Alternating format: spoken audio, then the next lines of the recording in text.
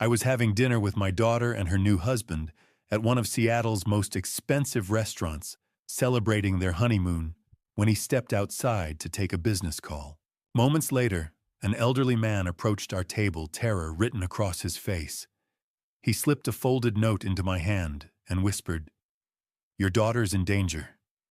Get her out. Now." I didn't know who he truly was, or how dangerous the man my daughter had married might be. But something in that stranger's voice cut through every doubt. And when you're a father, you don't ignore that feeling. So I chose to listen. That decision saved both our lives. Before we go any further, I want to say thank you for being here. It truly means a lot. Drop a comment and tell me where you're watching from and what the temperature is like where you are right now. I love seeing how far these stories travel across the world. Just so you know, this story includes some fictionalized elements woven in for impact and insight. Any similarity to real individuals or settings is purely coincidental. But the message I'm sharing with you, that part, is meant to stay with you.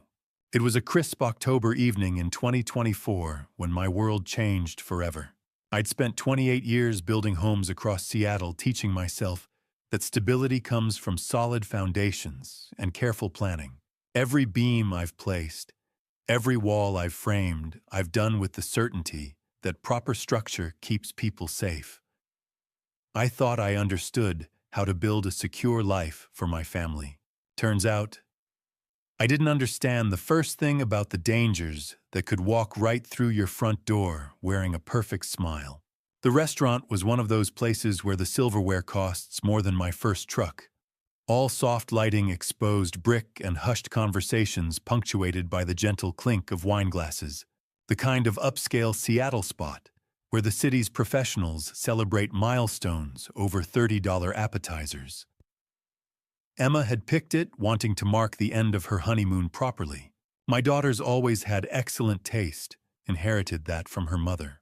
3 weeks into her marriage to Ryan Mitchell, Emma was glowing in a way I hadn't seen since before my wife Sarah passed 5 years ago. That glow was everything I'd hoped for when I walked her down the aisle. Everything a father wants his daughter happy, settled, loved. So why couldn't I shake this knot in my gut? "Dad, you're doing it again!" Emma said, catching me studying Ryan across the candlelit table. Her laugh was warm, teasing. Doing what? I tried for innocence. The contractor's stare, like you're checking if he's structurally sound. She squeezed Ryan's hand. "He's not one of your buildings, Dad." Ryan flashed that easy smile of his, the one that had charmed my daughter through a whirlwind 6-month courtship. "It's all right, Emma. Your dad's protective. I respect that." He raised his wine glass toward me. "Bob, I promise I'm up to code. Foundation's solid." Everyone laughed. I joined in, but that nagging feeling wouldn't quit. 6 months from first date to wedding. Everything had moved so fast, like a project with an impossible deadline. And Ryan had insisted on handling all the paperwork, the marriage license, the bank accounts, the insurance updates. Said he wanted to make it easy for Emma, didn't want her stressed with legal details. She'd signed everything he'd put in front of her, trusting him completely. That's what love does, I suppose. Makes you trust. Emma was describing their honeymoon cabin near Mount Rainier, her eyes bright with the memory when Ryan's phone buzzed. He glanced at the screen, and something flickered across his face just for a heartbeat, like a crack appearing in smooth drywall. "I'm so sorry, honey," he said, already standing. "It's the Henderson account. I really need to take this." On a Friday night, Emma's disappointment was gentle understanding. That's my girl, always accommodating, always kind. Real estate never sleeps. Ryan kissed the top of her head. 2 minutes, I promise." I watched him weave through tables toward the entrance phone already pressed to his ear. The moment he stepped outside into the October drizzle, I felt it, that sensation of being watched. An elderly man at the adjacent table had been sitting alone since we'd arrived, barely touching his soup. I'd noticed him peripherally. You notice things when you've got a daughter. Silver hair, worn cardigan hands that trembled as they gripped a folded piece of paper. And he was staring at Emma with an intensity that made every protective instinct I had flare to life. The old man moved before I could react. He crossed between our tables with surprising speed, his movements urgent despite his age. I tensed, half rising from my seat, but he wasn't looking at Emma anymore. His eyes locked onto mine, and what I saw there stopped me cold. Terror. Pure, desperate terror. His hand shot out and grabbed mine where it rested on the table. His grip was ice cold and surprisingly strong. Before I could pull away, he pressed the folded paper into my palm, his fingers trembling against mine. Your daughter." He whispered, his voice barely audible over the restaurant's ambient noise. His eyes darted toward the entrance where Ryan stood visible through the glass. "Read this. When he comes back, you need to be gone." "What are you talking about?" I started, but he was already pulling away. "A father always knows," he said louder, now urgent. "Trust that feeling in your gut. Trust it." Then he was shuffling toward the exit, head down, moving like a man who'd just delivered a message he'd been terrified to give. "My dad." Emma's voice cut through my shock. "What was that about? Do you know him?" I stared at the paper burning in my palm.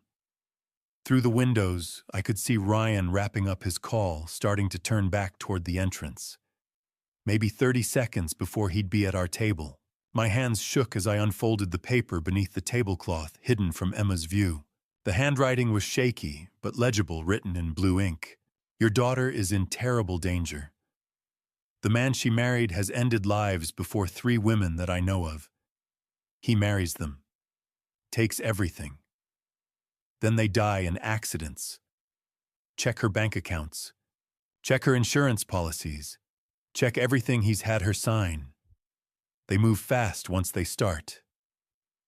There's an address below. Come tonight if you want the truth. Please, I'm begging you, get her away from him, now." Below the message, an address in southeast Seattle. My blood turned to ice. Dad.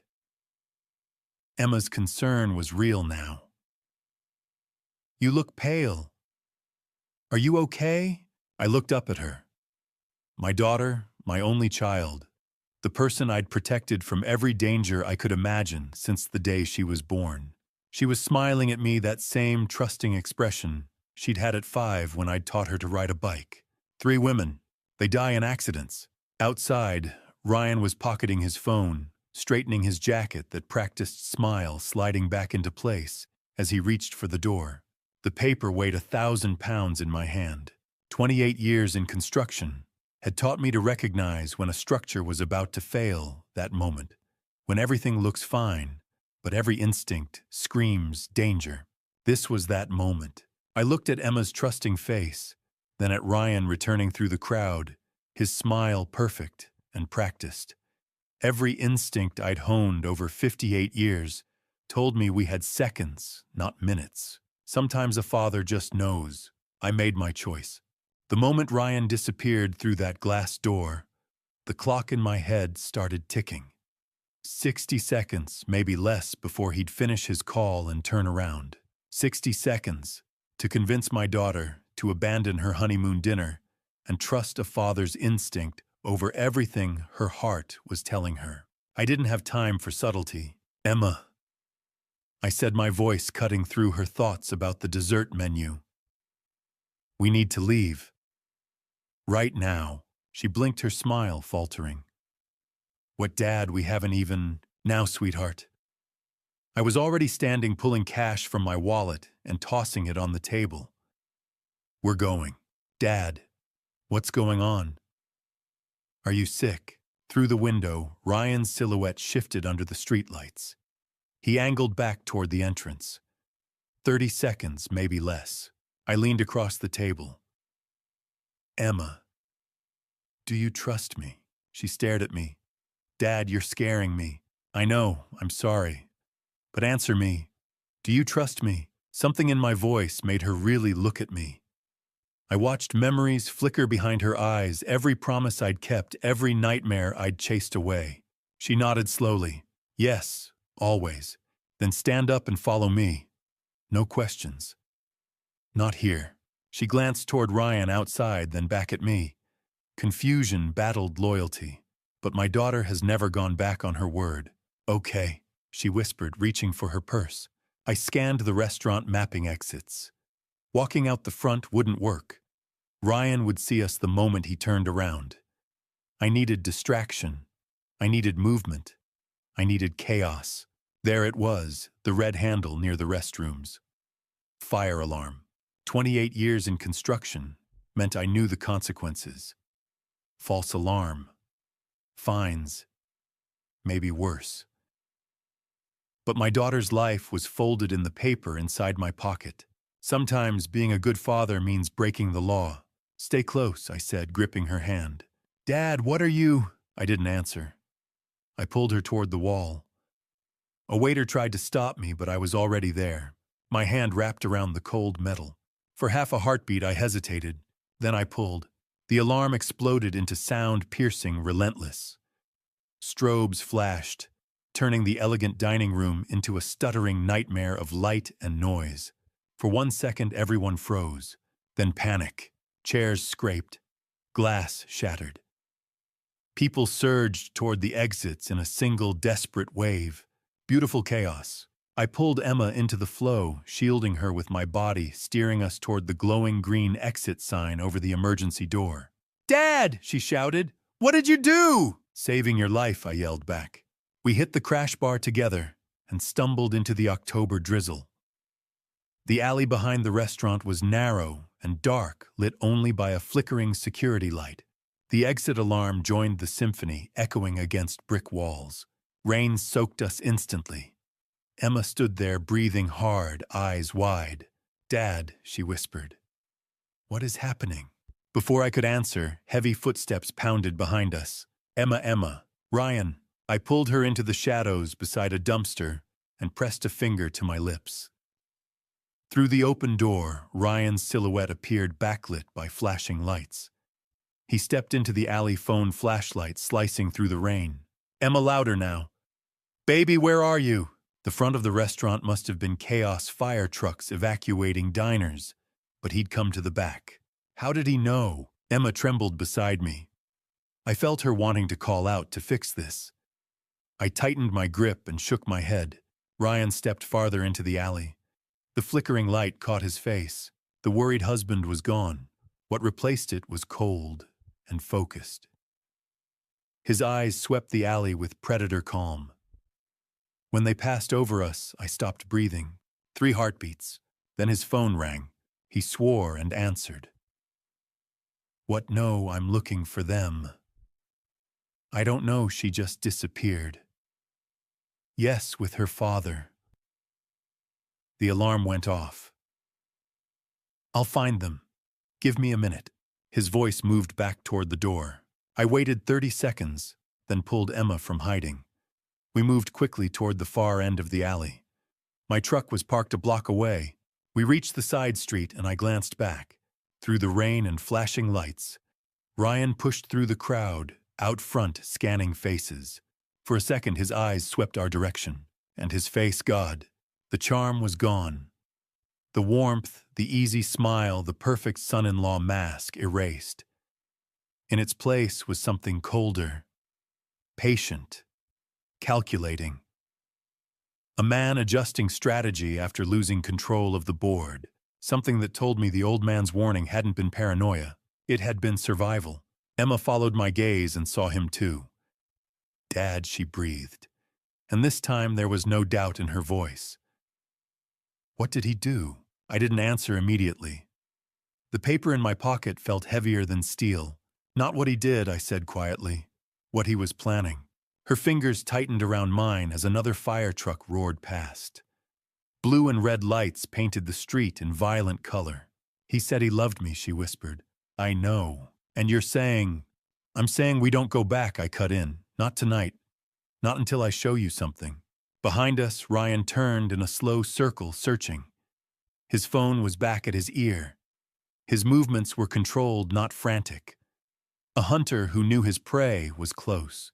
My pulse hammered, but my mind was clear. He wasn't panicking. He was recalculating. Truck, I said. We moved. Fast, but not running. Running draws eyes. When we reached it, I unlocked the doors and ushered her inside. Rain drummed on the roof as I started the engine. Across the intersection, Ryan stepped off the curb, scanning the line of parked vehicles. For one terrible second, his gaze paused on my truck.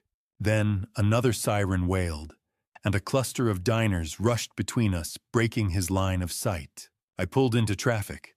In the rearview mirror, I watched him shrink in the storm of lights and sirens. He stood still in the chaos, phone pressed to his ear face, expressionless. Waiting. Planning. Emma stared straight ahead. Silent now, the trust she'd given me settling like armor around us both. I tightened my grip on the steering wheel. Whatever game Ryan thought he was playing, he'd just learned something important. I wasn't an old man imagining threats and shadows. I was a father who'd seen the predator behind the smile, and I was done pretending I hadn't. My living room should have felt safe. Instead, every shadow seemed to hold a threat I couldn't name yet. We'd driven in silence, Emma staring out the rain-streaked window, while my mind raced through possibilities, each one worse than the last. I'd check the rearview mirror every 30 seconds, watching for headlights that followed too closely, turns that matched ours. Nothing.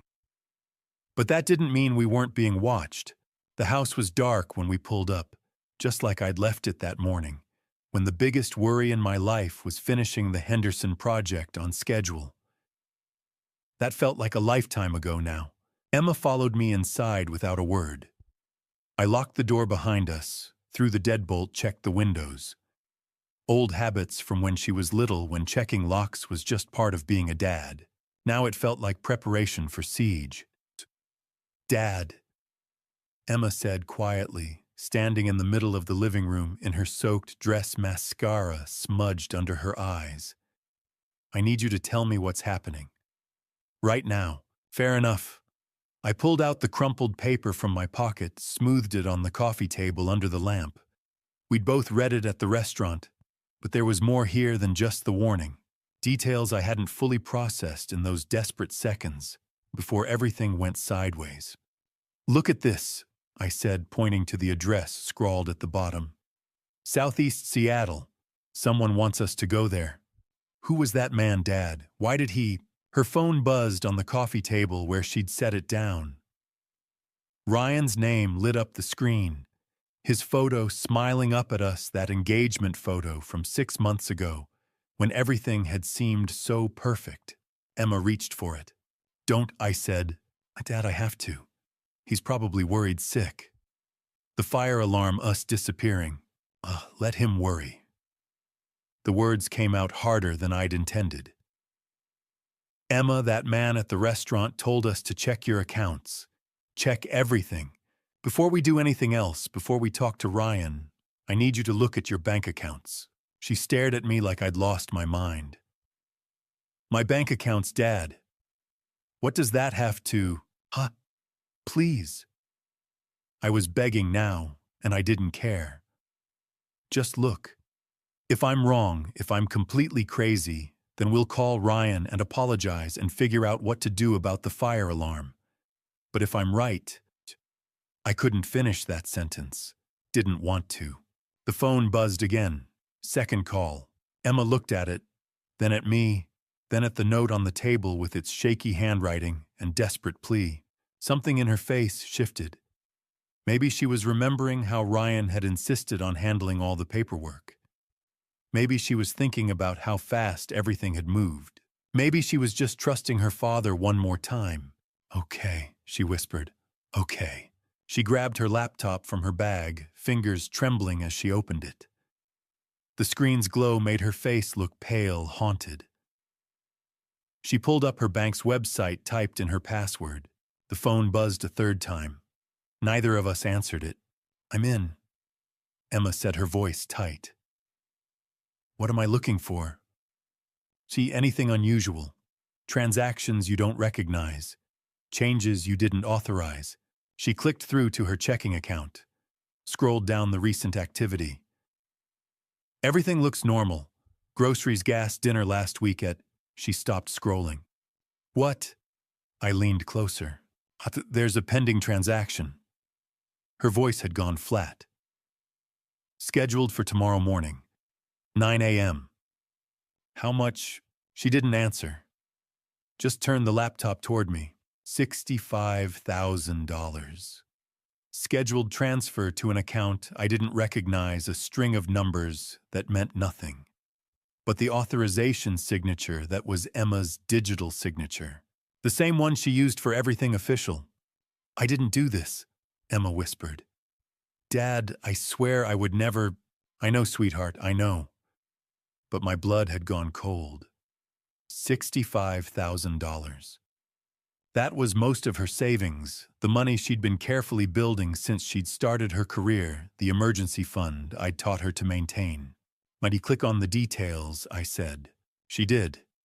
The transaction details loaded. Authorization date 3 days ago.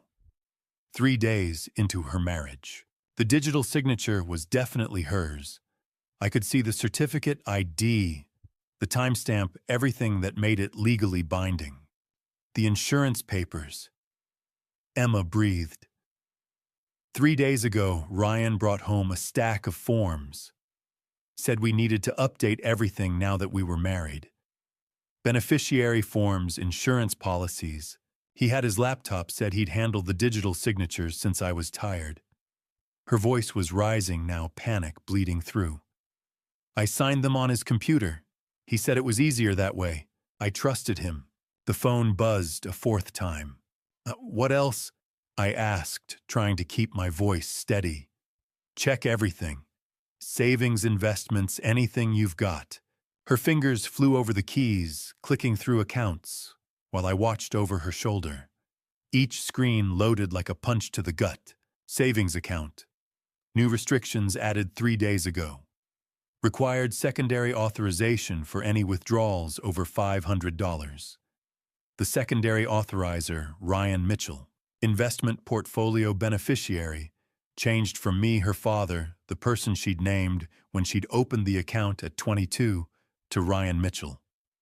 Changed 3 days ago. Life insurance policy through her work, beneficiary updated. 3 days ago. Every single change bore her digital signature. Every single change was dated within 72 hours of her saying, I do. Oh, this isn't possible. Emma was shaking now, her voice cracking. I signed insurance forms, standard stuff, not this. Not.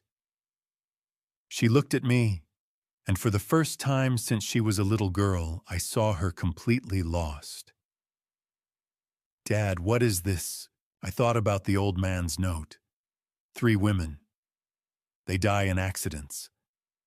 I thought about how fast everything had moved. 6 months from first date to wedding. I thought about Ryan's face in that alley, the cold calculation, the predator's patience. This wasn't random, I said quietly, more to myself than to her. This was surgical, professional, planned. The phone buzzed a 5th time, then a 6th, 7th. Emma stared at it. What if he knows? What if running away told him that we know something's wrong, and then we need to know more before we talk to him? We need to understand what we're dealing with. 8th call. Emma's hand hovered over the phone, years of conditioning, telling her to answer, to be the good wife, to smooth things over. Amita, I said, my voice as serious as it had ever been. Look at that screen.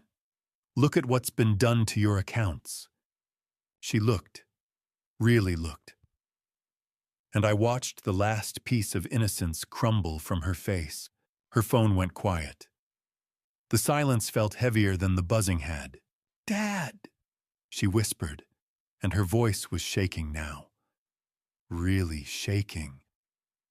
What if running was the worst thing we could have done? What if he knows we know? What if... She couldn't finish. Didn't need to. Because we both understood now. This wasn't paranoia. This wasn't overreaction. This was real. The man my daughter had married 3 weeks ago had spent those 3 weeks systematically taking control of every dollar she owned. And if that old man's note was right, the accidents came next. The phone lit up with a 9th call. Neither of us reached for it. "We have to go, now." The words were out before I'd fully formed them. But Emma's question had crystallized everything. If Ryan realized we suspected him, we'd lose the only advantage that old man's warning had given us. The address on that folded paper wasn't just information, it was our lifeline. And every second we hesitated felt like it was burning through my pocket. 10 minutes later, we were in my truck. Emma's overnight bag lay half-zipped in the back seat. I told her to pack light and move fast. Ryan had called twice while she grabbed essentials. We'd watched his name flash across her screen like a threat and let it ring out. The address led us into a part of Seattle where hope seemed thin and houses leaned close together against the October cold. The 30-minute drive carried us through streets that grew quieter, darker, emptier. Emma sat rigid beside me, her phone clutched in both hands. By the time we turned onto the final street, Ryan had called 3 more times. Each one went to voicemail. The house stood on a narrow lot, its silver paint glowing pale in our headlights. A chain-link fence enclosed a carefully tended garden, roses still blooming, a vegetable patch recently worked. Someone here valued details in a neighborhood where most yards had surrendered years ago. Before I could knock, the porch light flicked on. The door opened to reveal the elderly man from the restaurant, the one who'd slipped that paper into my hand hours earlier. In proper light, he looked about 65, silver hair, combed back eyes, carrying a sorrow I'd only seen once before, when I had to tell a client their son wouldn't be coming home from Afghanistan. "Mr. Blake," he said calmly. "Emma, please come in." The fact that he knew our names sent a chill through me. Inside the house was modest but immaculate. Hardwood floors gleamed under warm lamplight. Old furniture well cared for. Lemon polish and fresh coffee lingered in the air, but it was the living room walls that made Emma gasp. Photographs, dozens, arranged in neat rows like a museum display. Young women all about Emma's age captured in moments of joy, weddings, graduations, mountain hikes, beach vacations. Each picture labeled with a name and dates in careful handwriting. "My name is Henry Foster," the old man said, gesturing for us to sit. His hands trembled faintly as he poured coffee from a waiting carafe. "I know this seems impossible, but everything I'm about to tell you is documented." He moved to the first photograph, a brunette in a white wedding dress smiling at the camera. "Lauren King. She married your son-in-law 10 years ago." He placed a marriage certificate on the table. 6 months later, she died. Carbon monoxide poisoning from a faulty furnace in their rental home. Ruled accidental. He laid out the death certificate stamped by a Seattle medical examiner. Then a property transfer deed. Lauren's inherited house investment accounts. Life insurance, everything passing to Ryan Mitchell. $425,000. Kayla Roberts. He gestured to a blonde in hiking gear on what looked like Mount Rainier. 7 years ago. Married 8 months.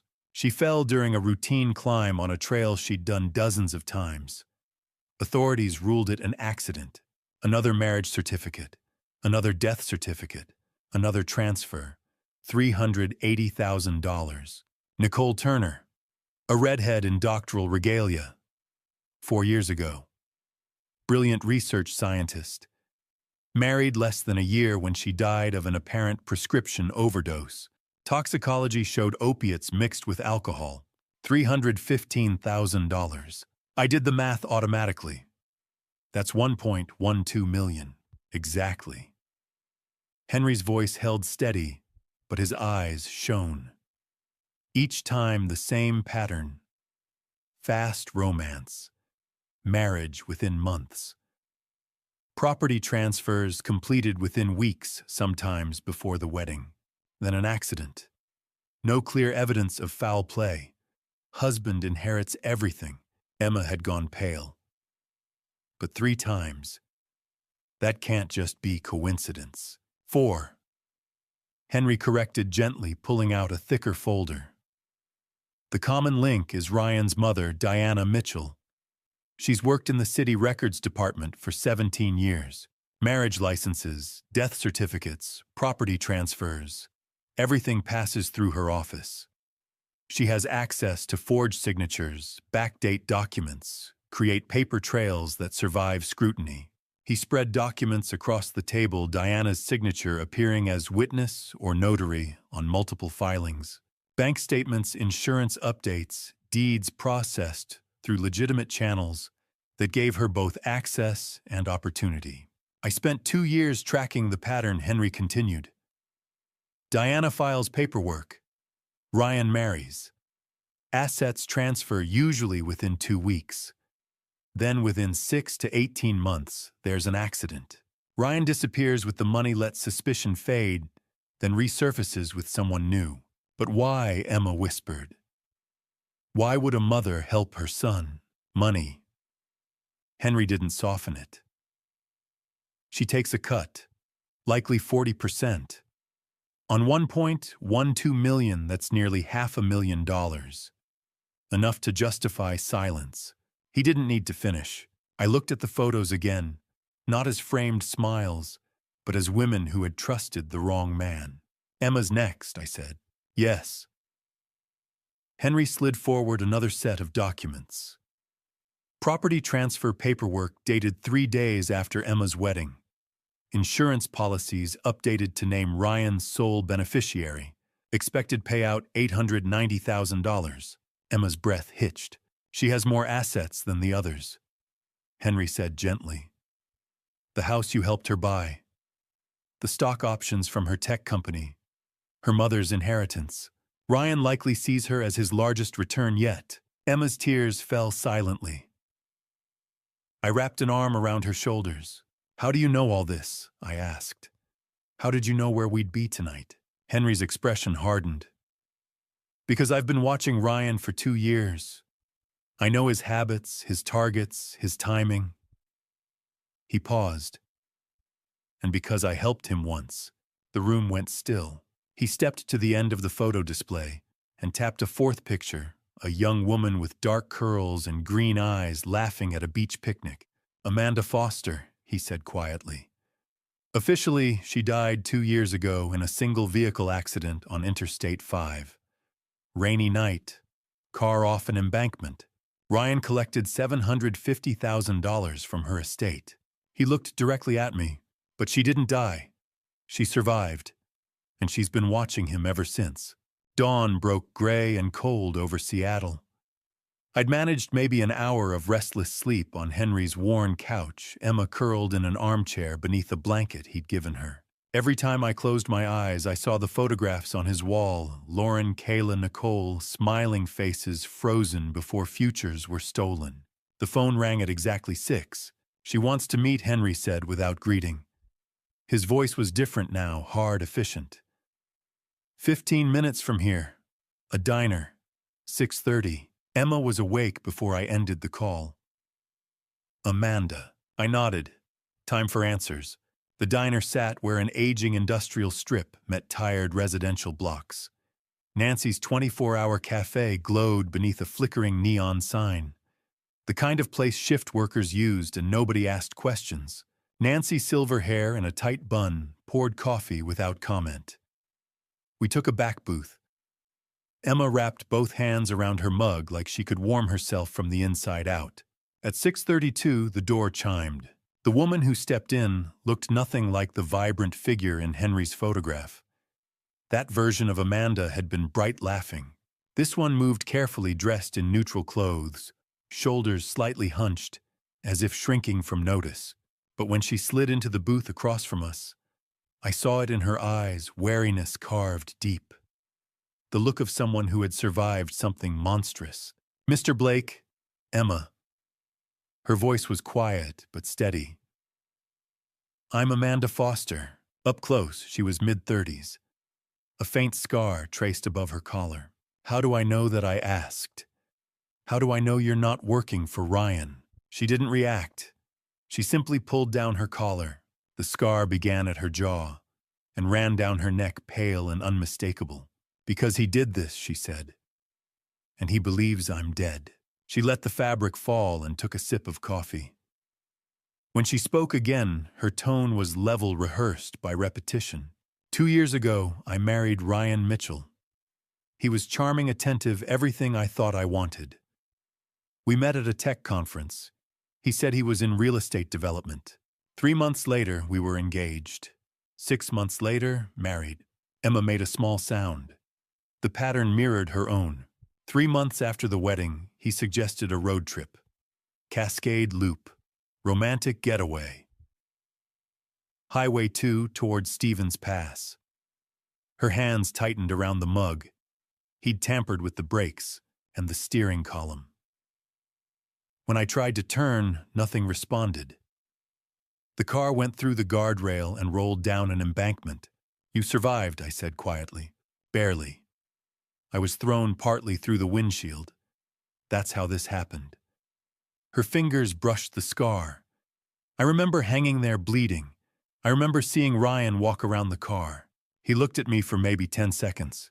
Emma whispered, "He checked if you were dead." He walked away, Amanda confirmed. Up the embankment. A car was waiting on the road. He got in and they drove off. Nancy refilled our mugs and disappeared again. I crawled into the trees before I passed out. A hiker found me 2 hours later. EMTs said 30 more minutes, and I wouldn't have made it. But you let everyone think you died, I said. I was admitted as Jane Doe. No ID. By the time I could speak, I understood what he'd done. If Ryan knew I survived. She shook her head. So I stayed dead. Let the paperwork stand. Recovered under a different name. And when I was strong enough, I started watching. For 2 years, Emma said softly. I tracked his pattern. Watched him court a woman in Spokane she moved before he secured her. Watched him test the waters in Portland. Then I saw your wedding announcement. She looked at Emma with quiet recognition. I knew you were next. That's when I contacted Henry. I leaned back. Henry Foster. How do you know him? Amanda set a thick folder on the table. It carried the weight of months, clippings, documents, photographs, notes. Diana Mitchell isn't the mastermind, she said. She handles paperwork. Well paid, but not in charge. She flipped to a section marked in red. Driver's licenses, property filings, court records. Different names, same face. The face of the man who'd warned me. Vincent Shaw, Amanda said. Real estate developer. Supposedly legitimate. But he's run this operation for 15 years under different identities in different cities. He recruits men like Ryan, charming, cold, willing to kill. He handles logistics and takes 70%. Diana is just one of several employees on payroll across the Northwest. My stomach tightened. If he profits from this, if he's running it, why warn us? That's the question. Amanda met my gaze. Why would Vincent Shaw jeopardize everything to save Emma? She slid out one last photograph. Grainy but clear. Vincent Shaw, younger, standing beside a teenage girl. Melissa Shaw, Amanda said quietly. Vincent's daughter. Died 23 years ago in what was ruled an accidental overdose. She'd been married 6 months. Her husband inherited everything. The pieces fell together. The man who called himself Henry Foster. Amanda continued, that's just another alias, another role.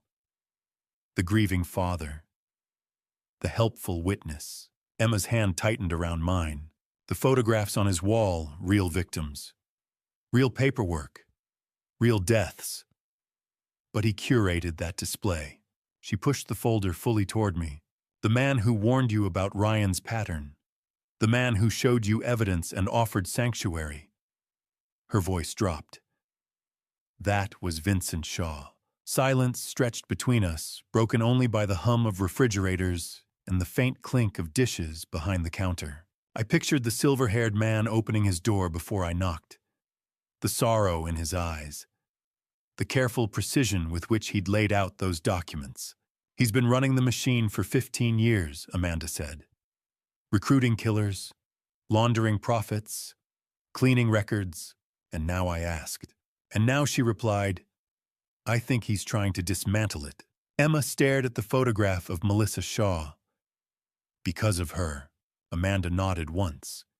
He lost his daughter the same way he's helped others lose theirs. Somewhere along the line, guilt caught up. Or he's playing a longer game, I said. That's possible, Amanda admitted. But he contacted me first. Said he was done. Said he wanted to end it before Ryan killed again. Emma's voice trembled. So he warned us. Yes, and Ryan doesn't know. Not yet, Amanda said. If he suspects, he'll vanish. Vincent knows that. That's why everything has to move carefully. I looked down at the folder at years of documentation, layered in ink and signatures. So we've been hiding in the house of the man who built the trap, I said. Amanda held my gaze steadily. Yes, and you think he's trying to stop the monster he helped create? She nodded. Outside, the gray morning brightened slightly, though no warmth came with it. Emma's thumb traced the edge of her mug. If Vincent Shaw really wants to end this, she said softly, then he's going to have to bring down his own son. Amanda's expression didn't change, and that she said is exactly what he intends to do. The coffee in my hand suddenly tasted like betrayal. I turned slowly, already knowing what I would see. At the table directly beside ours, the one I had barely noticed when we sat down, was the man who had called himself Henry Foster. He had been there the entire time, listening, waiting. You've been playing us, I said, my voice flat. The elderly posture vanished. He straightened, and the illusion dissolved. His shoulders no longer stooped. His eyes were sharp, not roomy. Even his voice when he spoke carried no tremor. Guilty, Vincent Shaw said smoothly. But I also saved your daughter's life. At least for now. Emma's hand found mine under the table, her grip tight. Why, Amanda asked quietly. Why reveal yourself now? We could have walked away believing Henry was just another grieving father. Because we're past subtlety, Vincent replied.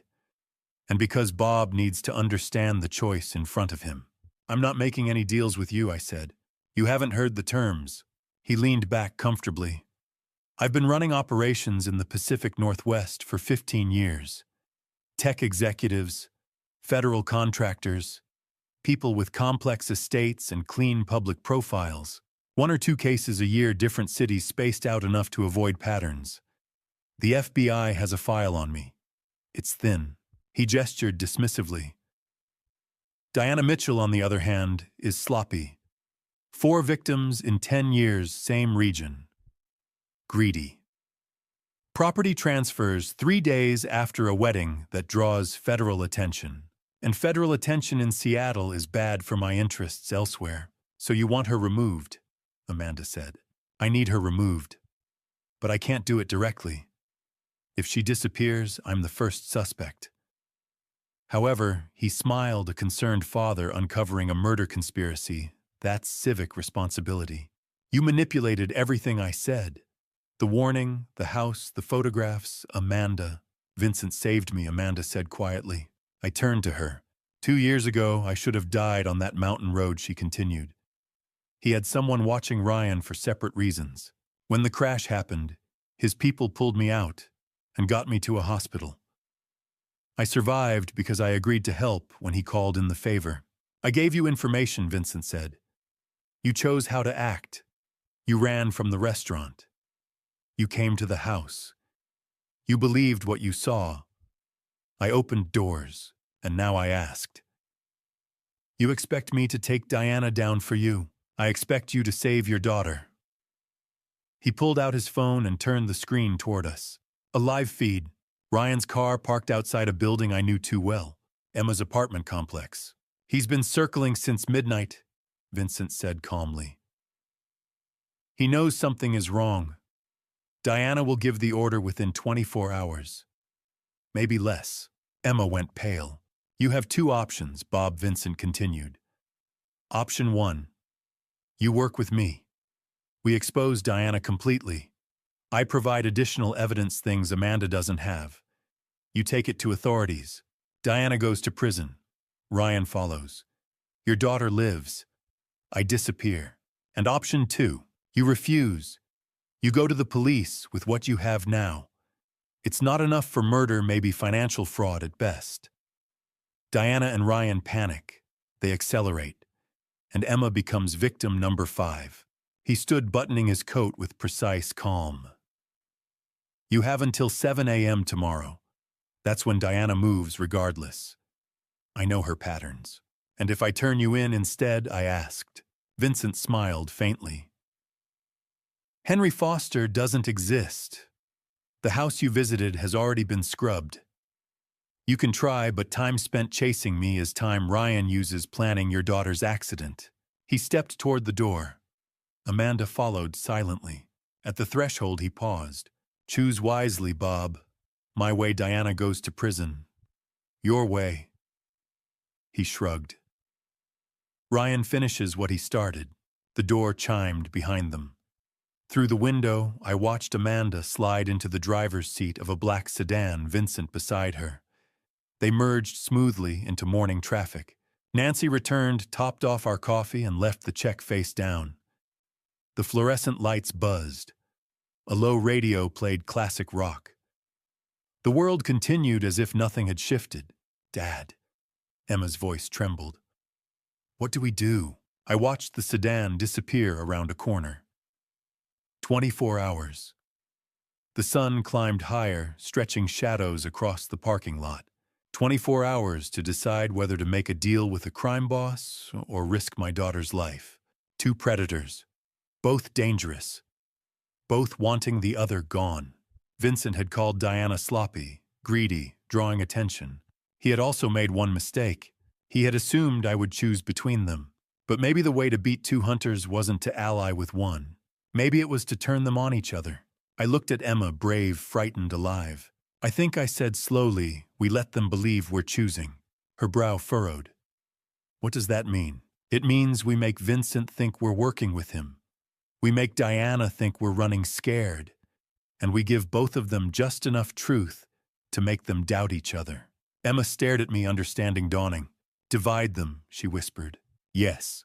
Vincent relied on patterns. Diana relied on paperwork.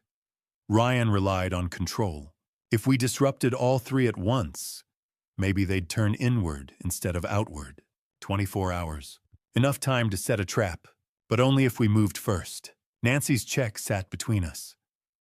The world outside brightened with indifferent sunlight. I reached for my phone. First, I said we call Vincent back. Emma swallowed. And tell him what? That we're in. Her eyes searched mine.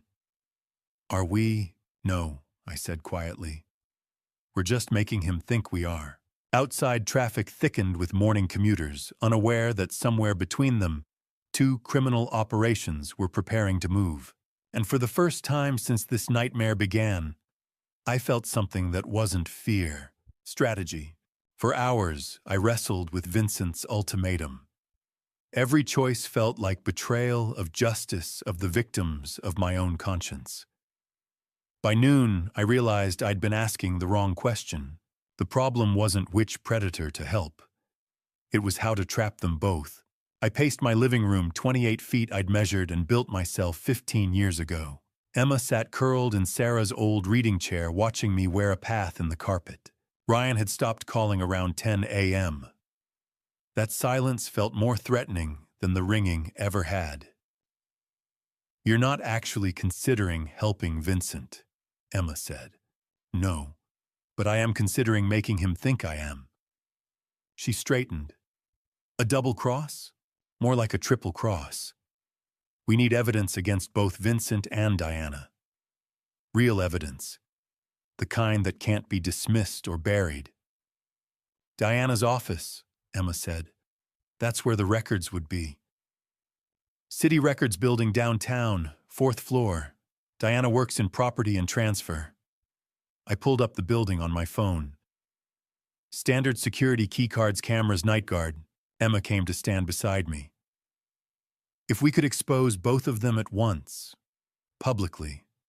We need witnesses. I finished her thought. Thousands of witnesses. My phone rang. Amanda. I put it on speaker. Tell me you're calling to help. Both, maybe. Her voice was strained. Vincent thinks you're taking his deal. I have maybe 12 hours before he expects a decision. We're not taking his deal. I know. That's why I'm calling. Background noise suggested somewhere public. Diana's office, 4th floor, room 412. She works late Tuesdays and Thursdays, never weekends. Security guard Carl does rounds every 40 minutes. Cameras in main corridors, but not individual offices, budget cuts. Cleaning crew finishes by 11 p.m. There's a 10-minute window where the east service door stays propped open for trash removal. Emma was already taking notes. Amanda, I said carefully. Why are you helping us? Long silence. Because Vincent saved my life, but I never agreed to help him destroy someone else's. If you're planning what I think you're planning, maybe this ends. Maybe all of it ends. She hung up. Emma looked at me. Tonight, before Vincent expects an answer, I'll scout the building first. Be downtown by 5, watch the shift change, see Carl's patrol pattern. I checked the clock, 2:47 p.m. Get a sense of the layout, find blind spots.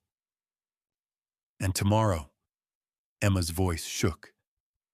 Vincent's deadline is tomorrow morning. This was the part I'd been dreading. Tomorrow you go back to Ryan.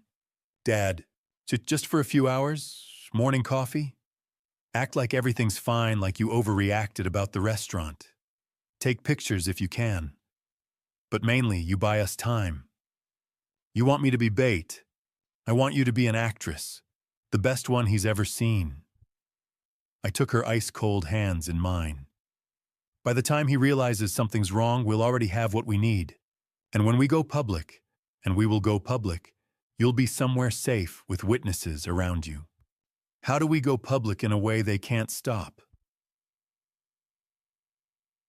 I thought about the photos on Vincent's wall, the spreadsheet with Emma's name and a dollar figure beside it.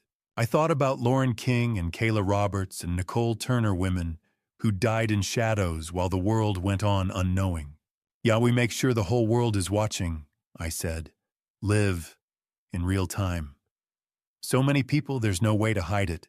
Understanding dawned. A live stream. We go into Diana's office, find everything, every file, every victim, every dollar. Document it on camera. Then wait for them to come to us. Vincent, Diana, Ryan, all of them walking into a trap with thousands watching. They'll never let us broadcast from inside. They won't know we're broadcasting until it's too late. I started a voice memo on my phone. This is Bob Blake. October 15th, 2024, 3:02 p.m. My daughter Emma and I are about to expose a criminal conspiracy involving multiple deaths and millions in fraud. If you're hearing this, we've either succeeded or... I stopped, saved it. There's insurance. We document everything, upload it multiple places. Cloud storage, trusted contacts with instructions to release if anything happens. Emma slowly nodded, fear and courage fighting in her expression. If Ryan suspects, I thought about 3 women who'd trusted him, about Amanda's scar, about my daughter's name on that spreadsheet like she was already dead. Then we make sure we act fast enough that it doesn't matter. I checked my watch. Tonight I scout. Tomorrow morning you give the performance of your life. And when we're ready, I looked at my phone. Thought about all the people who could be watching. We fight in the light where everyone can see, where they can't make us disappear. Emma's phone buzzed. A text from Ryan, miss you. Coffee tomorrow, need to talk. Her hands shook as she showed me. Perfect, I said. Tell him yes. 10 a.m. that cafe near his place. Public, lots of people, she typed with trembling fingers. Yes. I'm sorry about the other night. We should talk, 10 a.m. Ryan's reply came instantly. Can't wait. I love you. Emma stared at those 3 words like they were a death sentence. Like we're going to end this, I told her. Tonight we get evidence. Tomorrow you keep him distracted. Then we bring it all down where everyone can see, Vincent and Diana both. She looked up at me, and I saw her mother in her face, that same stubborn determination. Okay, Emma said. Let's do it. Outside afternoon sun descended toward evening. Somewhere across the city, Vincent waited for an answer he'd never get. Diana shuffled papers at her desk business as usual. Ryan planned his next move, thinking he had all the time in the world. They were all wrong. By this time tomorrow, the whole world would know their names, and this time the victims would have witnesses. The afternoon after our break-in, watching Emma prepare to walk back into Ryan's trap, was the hardest thing I'd ever done. We had evidence safely backed up in the cloud files. Photographs, Diana's spreadsheets showing every victim and every dollar. Now we needed to buy time before making our final move. Emma stood before her bedroom mirror practicing her lines like an actress preparing for opening night. Hey, I'm sorry. My dad just... He panicked, you know. I watched from the doorway, my chest tight. You can still back out. She met my eyes in the reflection. No. Those women, Lauren, Kayla, Nicole, they trusted him completely.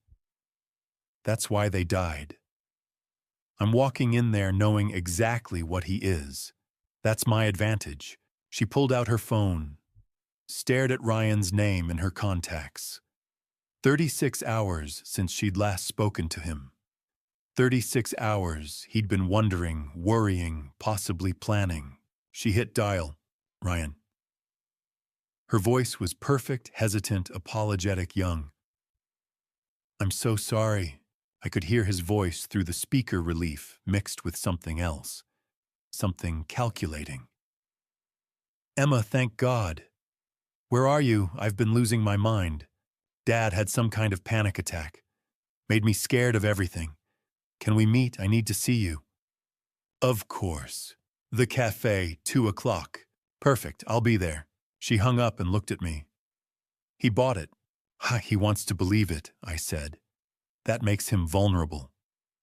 I followed from a distance, parking across the street, where I had a clear view through the cafe windows. My phone was recording insurance documentation evidence if anything went wrong. Ryan arrived 5 minutes early. Through the window, I watched him choose a table with sight lines to the door, check his phone, twice run his hand through his hair. If I didn't know better, I'd think he was a nervous man in love. Emma walked in at exactly 2 p.m. Ryan stood immediately, his face transforming into perfect concern. He pulled her into a hug that looked tender, protective. She didn't pull away, my brave girl. They sat. I couldn't hear the words, but I could read the scene. Emma's body language hesitant, confused, apologetic. Ryan's understanding, forgiving, loving. The perfect husband, whose wife had been temporarily led astray by her overprotective father. He took her hand across the table. She let him. They talked for 20 minutes. Coffee arrived. Emma laughed once, a performance so good I almost believed it myself. Ryan's posture relaxed incrementally. Whatever doubts he'd harbored were being carefully dismantled by my daughter's acting. Then Ryan leaned forward, said something that made Emma nod. He gestured toward the street, toward his apartment building 3 blocks away. She hesitated, perfectly calibrated uncertainty, then agreed. They stood. He paid. His hand settled on the small of her back as they walked out. I waited 30 seconds, then followed. Ryan's apartment was on the 3rd floor of a modern building, all glass and steel, the kind of place that screamed success. I parked where I could see his windows, sent Emma a text, I'm here. You're not alone. Three dots appeared, then I know. Going in now. The next 2 hours were the longest of my life. Later, Emma would tell me what happened inside. How Ryan had been the perfect host, offered wine, put on music, made her comfortable. How he'd pulled out folders of paperwork, spread them across his glass coffee table. Hiding insurance updates, he'd said. We should finalize these soon. Standard beneficiary changes for married couples. Emma had played confused. This looks complicated. Dear, trust me, it's routine. We just need to complete them within the next few days. She'd pretended to read the forms, while her phone, hidden in her purse with the camera lens exposed, silently photographed everything on the table. When Ryan went to the kitchen for more wine, she'd moved fast, flipped through the folders, captured images of documents that would never hold up in court because they'd been obtained illegally, but would be devastating in the court of public opinion. A list of names with dates beside them, financial projections in neat columns, notes about timelines and methods, and at the bottom in Ryan's careful handwriting, Emma Blake, timeline 3 days, hiking accident, 3 days. Her hands had been shaking when she signed a harmless form to maintain her cover, a dental insurance update that meant nothing. Ryan had returned, seen her signature, smiled. See easy. She'd stayed another hour, laughed at his jokes, let him kiss her goodbye at the door, played the role all the way through. My phone buzzed at 4:47 p.m. Emma walking down the street toward where I'd parked. I met her halfway, and the mask finally dropped. She was shaking. I got it, she whispered. I got everything. In my truck, she pulled up the photos on her phone. My hands trembled as I scrolled through them. Names I recognized from Henry's wall, from Vincent's wall. Lauren King, Kayla Roberts, Nicole Turner, dollar amounts beside each name, all in the hundreds of thousands, and new names, potential targets. Women Ryan had researched but not yet approached. Their net worth listed like they were investment opportunities.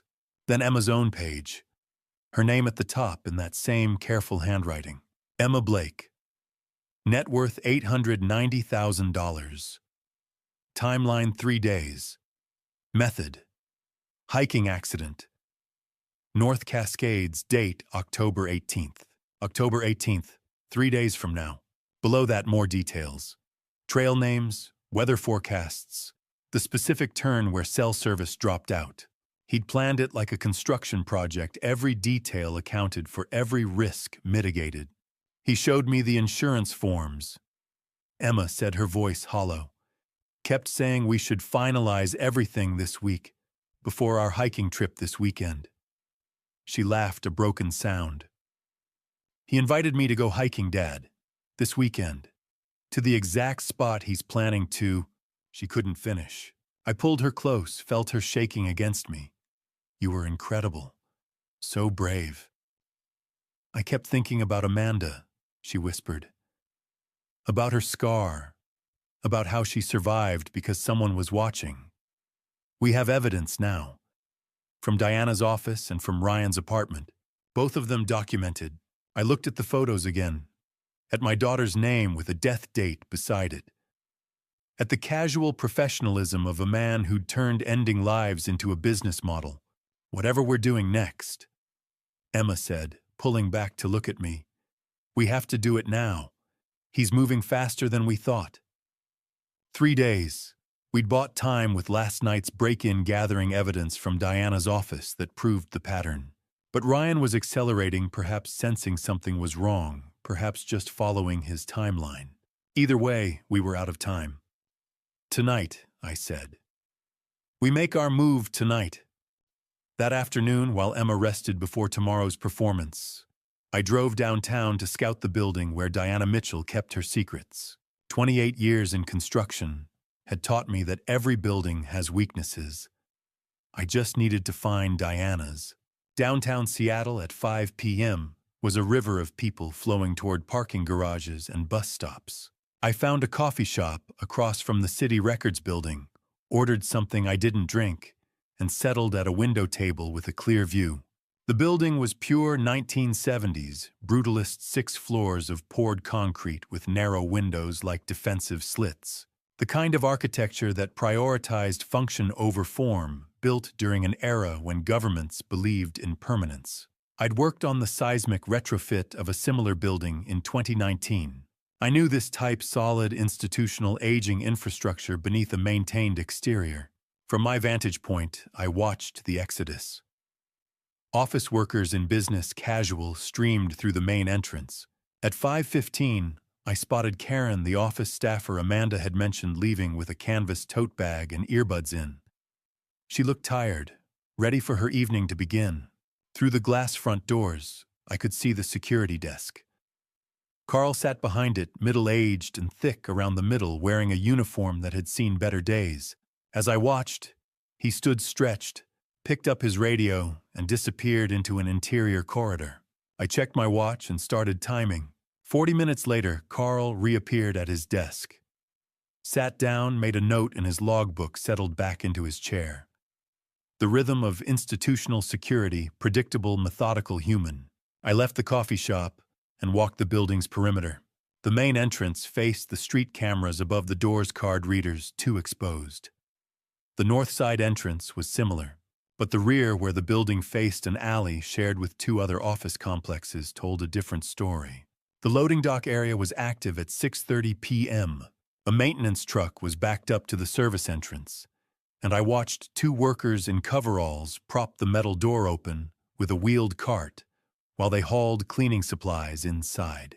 The door would stay propped for easy access, standard practice I'd seen on 100 job sites. A schedule posted near the door confirmed what Amanda had told me: cleaning crew arrival at 10 p.m., departure by 11 p.m. 4 hours to service 6 floors. I circled back to study the camera positions. The building's security system was visible from the outside, black domes mounted at regular intervals. Heavy coverage on floors 1 through 3 where public services operated. But the 4th floor, where property and transfer sat, had only 2 cameras I could identify, both covering the main corridor. The stairwell would be the weak point. Emergency egress stairs in buildings this vintage rarely had cameras, too expensive to retrofit, and most security directors focused on main entry points and high traffic areas. I walked back to my truck, parked 3 blocks away, made notes in my phone. Drew a rough sketch parking garage beneath the building, likely accessible from the service entrance. Stairwell connecting all floors. 4th floor corridor with 2 cameras. Room 412 at the end of the hall, Amanda's intel. At 8 p.m. I returned for the evening observation. The city had transformed. The rush hour crowd was gone, replaced by scattered individuals heading to restaurants or late shifts. The brutalist building loomed darker now, only half its windows still lit. Carl's silhouette was visible through the front glass, doing another round. I timed him again. 40 minutes, almost to the second. He was a creature of habit, probably had been doing these same rounds for years, long enough that the routine had worn grooves into his night. By 9 p.m. I had what I needed. The window would open at 11:15 p.m. after the cleaning crew departed, but before Carl's next patrol cycle. The service entrance offered the best access point. The 4th floor had minimal camera coverage. The stairwell would be dimly lit with only emergency lighting, easy to navigate for someone who knew buildings. I sat in my truck reviewing my notes. Every line I'd drawn, every timing I'd calculated, every camera angle I'd memorized, pointed to a single conclusion: this was feasible, but tight. One mistake, one deviation from the schedule, and Emma and I wouldn't just lose our opportunity. We'd lose everything. The plan crystallized. Enter through the service entrance at 11:15, take the stairwell to avoid cameras, reach the 4th floor, while Carl was finishing his patrol of the 2nd floor. Locate room 412. Gather what we could in approximately 20 minutes, exit before Carl's next round began at midnight. 20 minutes to document years of fraud. 20 minutes to gather evidence against both Diana and Vincent. 20 minutes to save my daughter's life. I started the engine. Time to go home, rest for 2 hours, and then attempt the most dangerous thing I'd ever done. Not because I was brave, not because I knew what I was doing, but because Emma's name was on a spreadsheet in that building with a dollar figure next to it, like she was already dead. Because 3 women before her had trusted the wrong man and paid with their lives. Because Amanda Foster had survived against impossible odds and deserved to see justice done. Because sometimes the only way to protect what you love is to walk into the darkness and drag the truth into the light. I drove through Seattle's evening streets, past restaurants where people laughed over dinner, past movie theaters where couples held hands, past the normal life Emma should have been living, instead of preparing to deceive a man who was planning her death. 2 hours until 11:15 p.m. 2 hours to review the plan, check the equipment, tell Emma I loved her. 2 hours before I'd find out if 28 years of building things had taught me enough about how to break into them. 11:15 at night in downtown Seattle felt like being at the bottom of an ocean dark cold and full of hidden dangers. Emma sat beside me in my truck, USB drive in her pocket, fear and determination warring across her face. "Wadium," I asked, though I knew neither of us could ever be truly ready for this. She nodded, gripping the door handle. "Let's finish this." We'd parked on sub-level B2 of the garage beneath the City Records building, far from the camera coverage I'd mapped during my reconnaissance.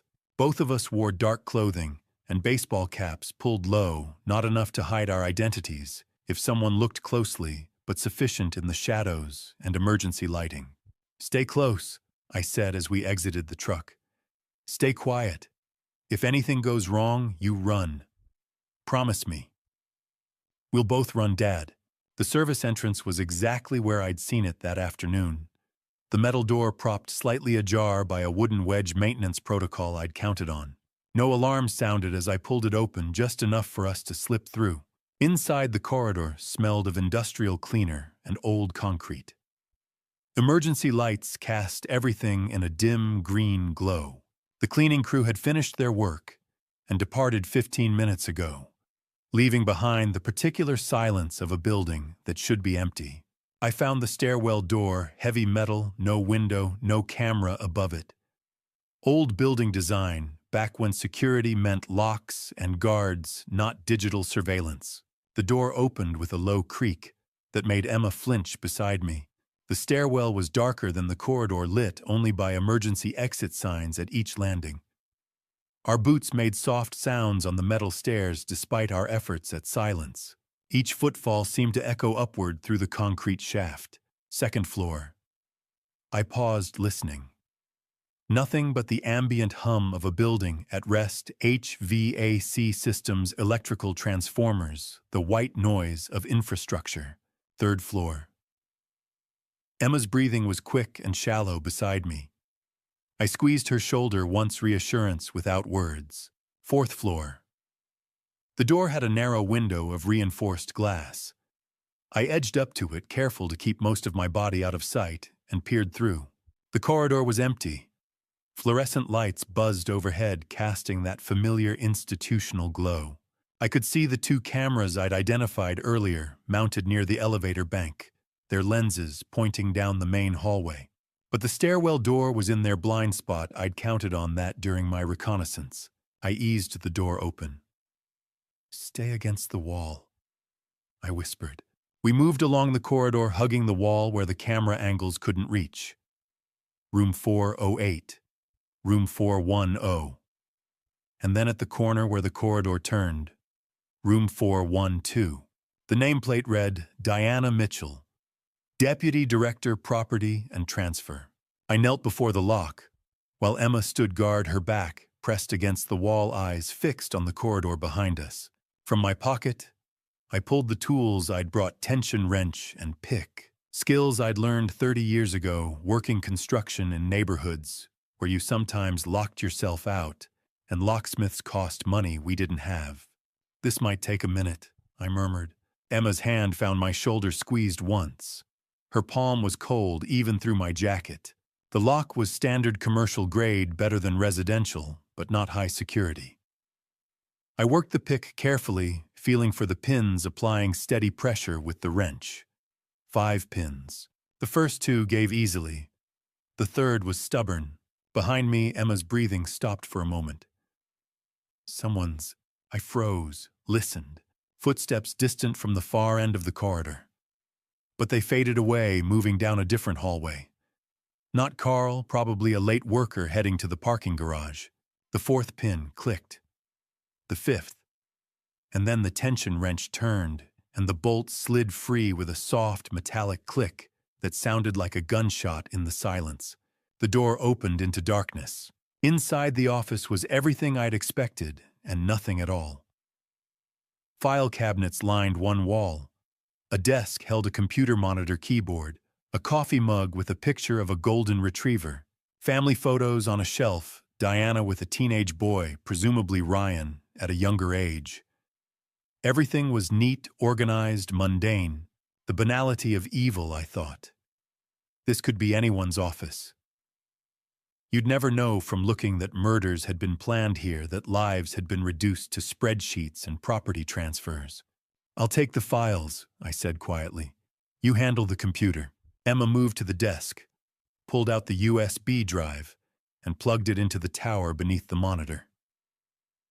The screen bloomed to life, casting blue light across her face.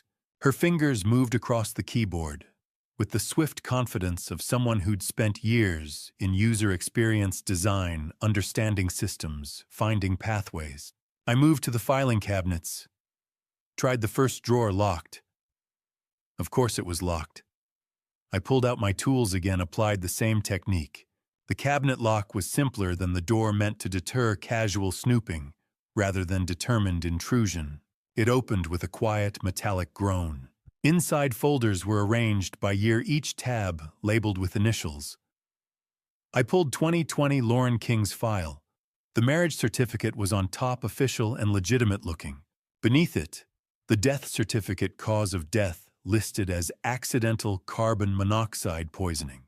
Property transfer documents showed her grandmother's house investment accounts, life insurance, all passing to Ryan Mitchell. Everything Diana needed to steal a life filed away, like it was just another day at the office. "Dad." Emma's whisper was urgent but controlled. "I'm in. There's so much here. Spreadsheets, emails, scanned documents. Years of this." I checked my watch, 11:28 p.m. Carl's next patrol would bring him to the fourth floor in 12 minutes. 12 minutes to photograph everything we could download, what Emma could access, gather enough evidence to bury both Diana and Vincent. "Start copying everything," I said, moving to the next folder. 2017, Kayla Roberts. 2014, Nicole Turner. Each folder telling the same story with different names, different faces, different families destroyed. We needed every second, 12 minutes. That's all the time we had before Carl's patrol brought him to the fourth floor. 12 minutes to document years of ending lives and stealing fortunes. My hands moved faster than they had in decades. I pulled the first folder completely free, Lauren King, 2014. The marriage certificate was on top, looking official, until you knew what to look for. The notary stamp was slightly off-center, the kind of detail that wouldn't raise questions unless you were specifically looking for forgery. Beneath it, the death certificate, cause of death listed as carbon monoxide poisoning from a faulty furnace. Then, the property transfers, her grandmother's house in the suburbs, investment accounts, life insurance policies. Total value $425,000, all passing to Ryan Mitchell. I photographed every page with my phone, forcing my hands steady despite the adrenaline. Each document was a piece of a woman's life reduced to paperwork and profit. Behind me, Emma's fingers flew across the keyboard, the soft clicks punctuating the silence like a countdown timer. I moved to the next folder. Kayla Roberts, 2017. Marriage certificate, death certificate this time, a hiking accident on Mount Rainier. Property transfer documents, $380,000. More notes in Diana's handwriting, detailing which stamps she'd used, which documents required backdating, which officials had signed off without looking too closely. Dad. Emma's whisper was tight with shock. I'm in the main database. There's a spreadsheet. Projects.xlsx. I glanced over while sliding out the third folder. Emma's face was illuminated by the monitor's blue glow, her eyes wide. It's not just 3 victims, she breathed. There are preliminary research files on 6 other women. Women with assets, women who fit the profile. She's been hunting. Nicole Turner, 2020. The pattern repeated: marriage, death by prescription, overdose, property transfer. $315,000. Diana's notes were more detailed here, including copies of the forged prescription forms, documentation of how she'd backdated the paperwork to make everything appear legitimate. $1.12 million stolen from 3 dead women, documented in neat folders like they were just another day at the office.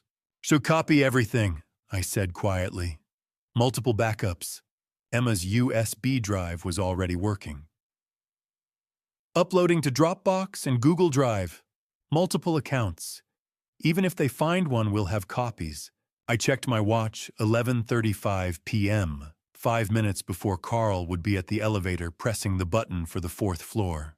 I photographed the last pages of Nicole's folder, Diana's step-by-step notes on how to process fraudulent death certificates, which county offices had lax verification procedures, which stamps could be forged with simple tools ordered online.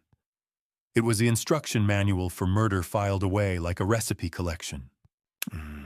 87%, Emma whispered, watching the upload progress bar. 92%.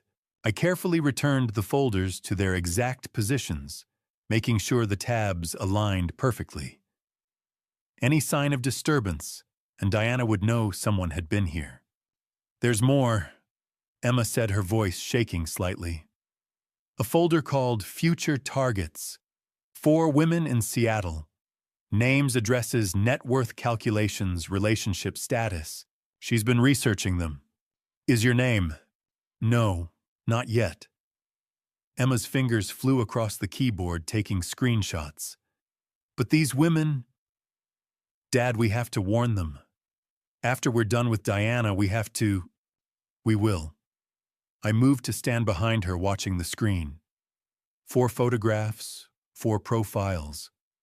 Women going about their lives, unaware that someone was calculating their worth and planning their ends. 96%, Emma reported. Almost there. I scanned the office one final time, making sure everything was exactly as we'd found it.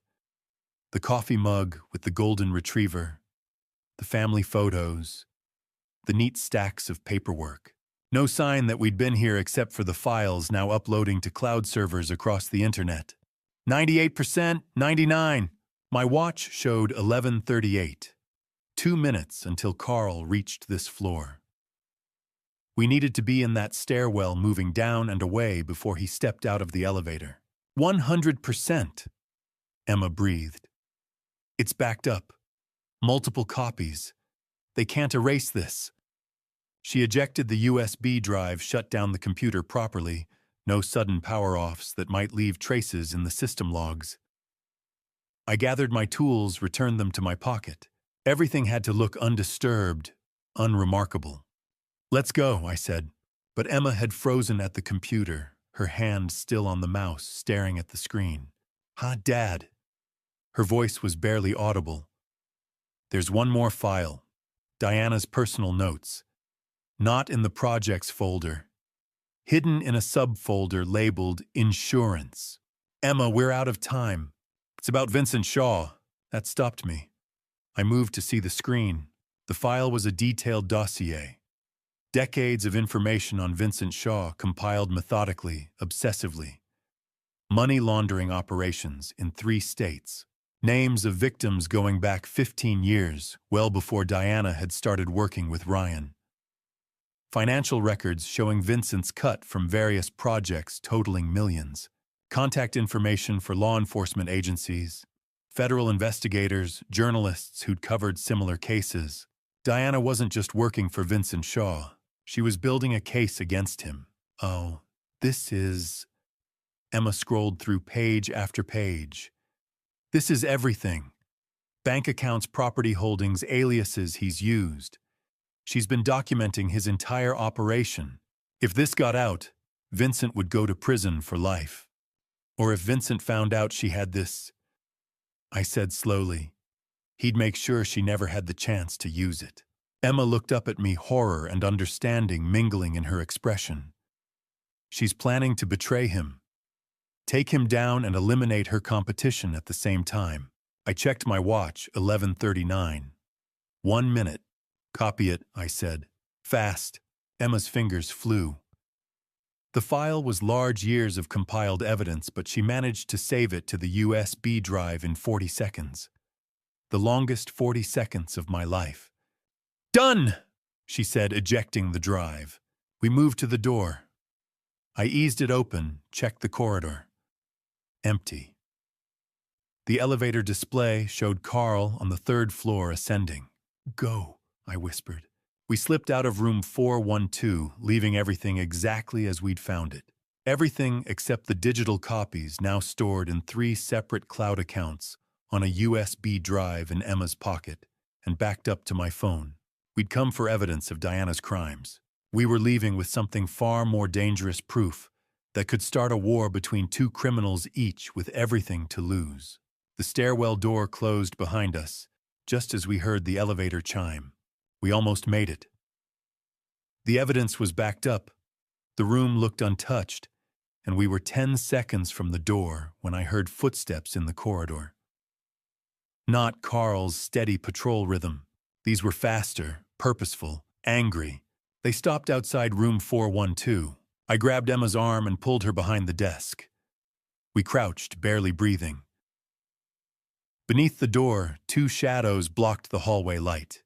The handle turned. Fluorescence snapped on blinding. Ryan Mitchell stood in the doorway. Carl was beside him, stiff in his security uniform hand, hovering near his radio. Motion sensors, Bob. Ryan's voice was stripped of charm, cold and precise. 4th floor triggered 20 minutes ago. Did you think I wouldn't monitor my own building? I stepped out, shielding where Emma hid. Stay away from my daughter. Ryan's smile was thin as wire. Your daughter. She's my wife. Legally, what's hers is mine. You're the criminal who broke into a government office? He glanced at Carl. Isn't that right? Carl shifted uneasily. Mr. Mitchell, should I call the police? Not yet. Ryan's eyes stayed on me. Let's see what they thought they could steal. We didn't steal anything, I said, backing toward the desk. No. He entered the room with calm, rehearsed grace. Then why break into my mother's office in the middle of the night? His gaze flicked past me. Where is she, Bob? Where's Emma? Emma rose from behind the desk. For a heartbeat, surprise cracked his mask. Then it returned. I'm right here, she said, voice steady. And I know exactly what you are. His face softened into concern, so convincing it might have fooled anyone else. Emma, sweetheart, whatever your father told you. Lauren King, she cut in. Kayla Roberts, Nicole Turner. Should I keep going? The mask shattered. What remained was pure calculation. No remorse, no hesitation, Carl Ryan said quietly. Lock the door. Carl hesitated. Sir, I don't think... Lock the door. Training overrode instinct. The lock clicked. Emma, run, I shouted. She bolted toward the emergency exit behind Diana's desk, the fire escape I'd spotted earlier. Ryan lunged to intercept her. I stepped into him. We collided hard. He was younger, stronger, but I'd spent decades hauling concrete and lumber. I drove him backward into a filing cabinet. It tipped. Folders spilled in a cascade. Lauren, Kayla, Nicole, years of meticulous planning scattered across the floor. Carl grabbed my arm. Sir, please. I shoved him off. Stay out of it. Emma slammed the crash bar on the emergency door. The alarm detonated into sound, a deafening shriek. Emergency lights strobed down the corridor. "Go," I yelled. She disappeared through the exit. I followed. Behind us, Ryan shouted, but the alarm swallowed his words. The stairwell exploded with flashing light and echoing noise. Emma flew down the metal steps, 2 at a time. I followed, gripping the railing, clutching my phone, our photographed evidence secured inside it.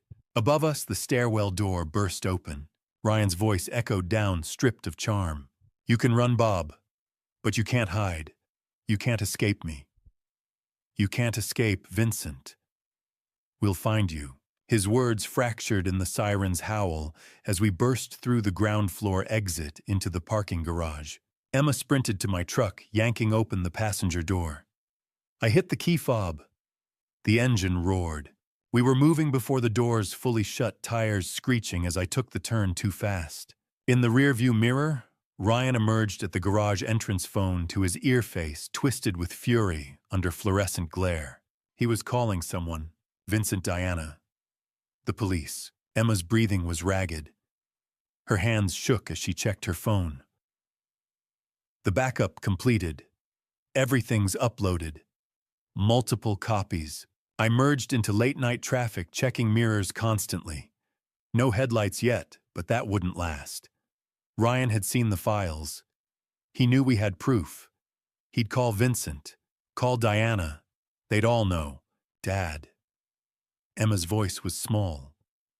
What do we do now? I thought about the files stored across cloud servers, about Ryan's call, about the hornet's nest we'd just kicked 2 separate swarms, both lethal.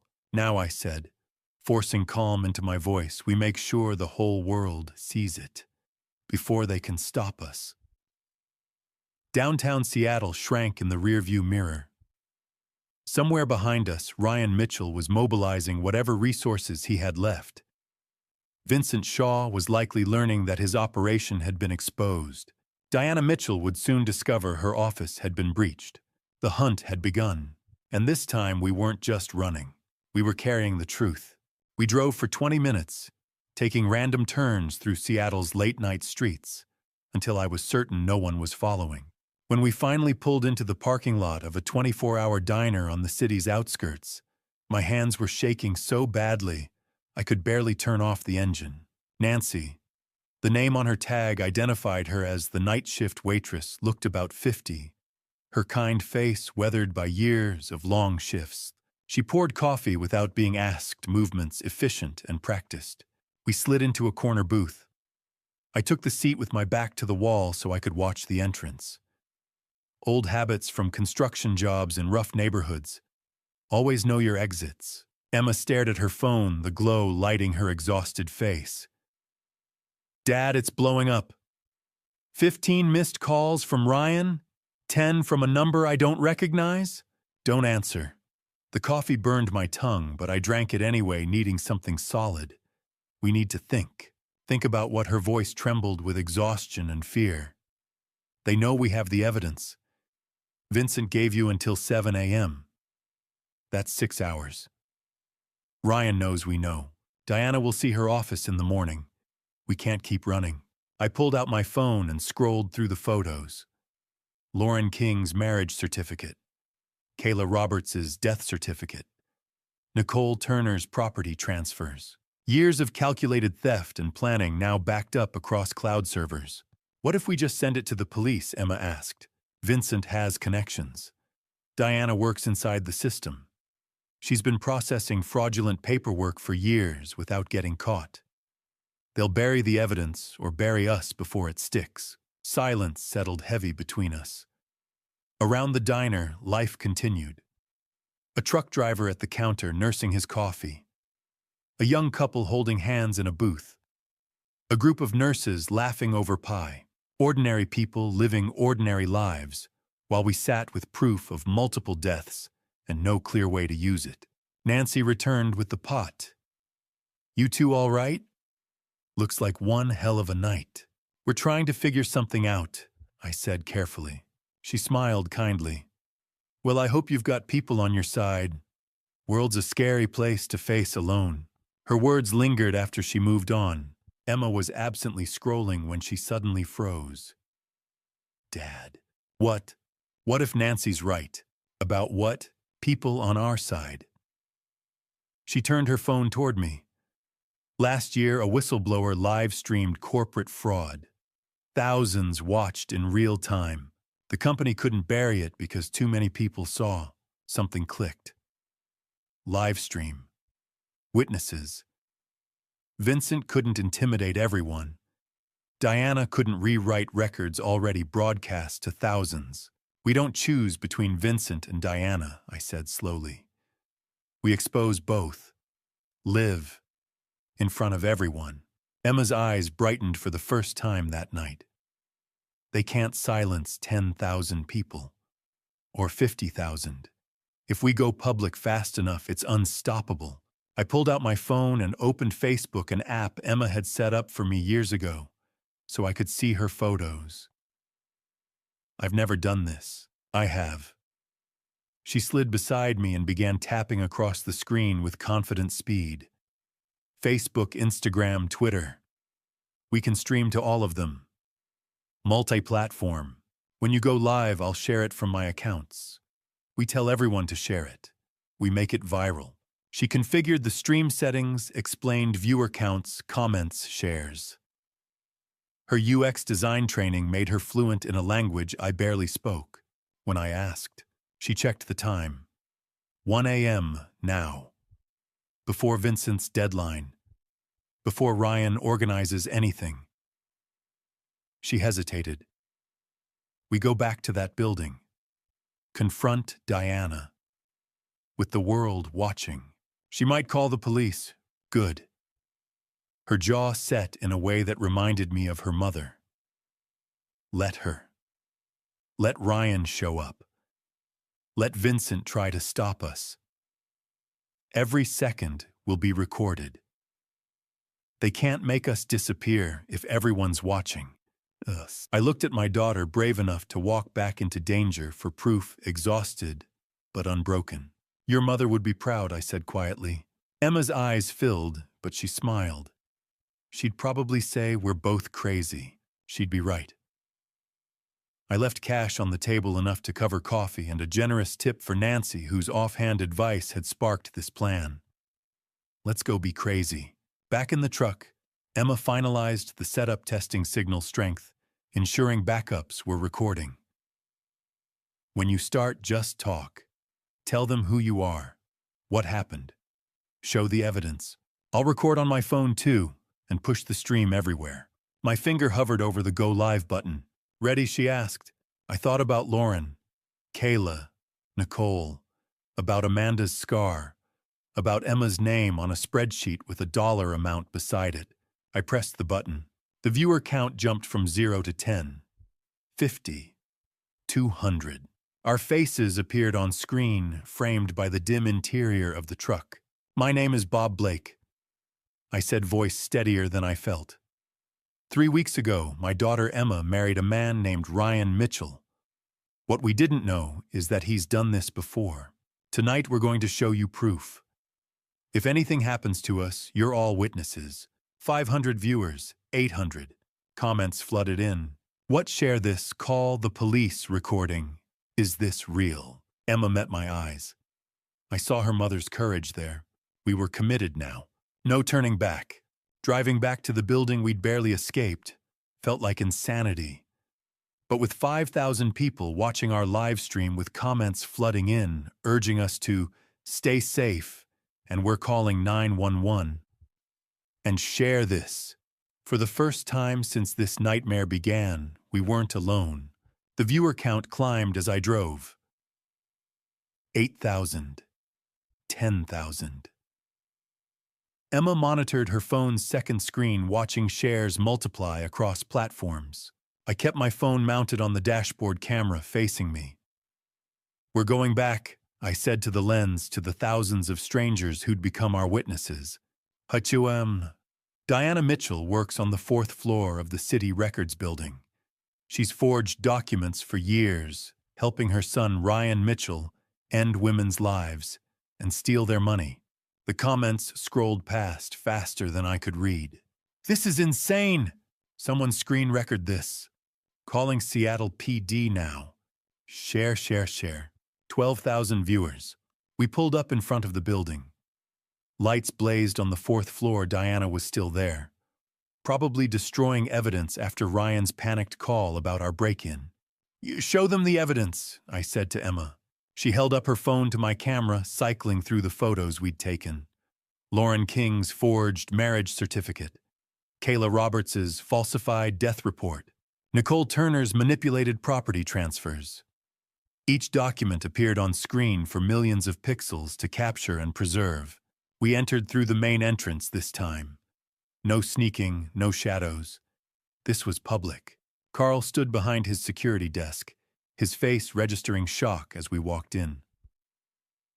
"Mr. Blake, you can't..." I turned my camera toward him. "This is Carl building security. Carl, 12,000 people are watching right now. We're going up to the fourth floor." Carl's eyes went to the phone, to the little red recording indicator to my face. I saw the calculation happen in real time, physically stopping us while thousands watched, versus letting us pass and claiming he'd been overwhelmed. He stepped aside. The elevator ride up felt eternal.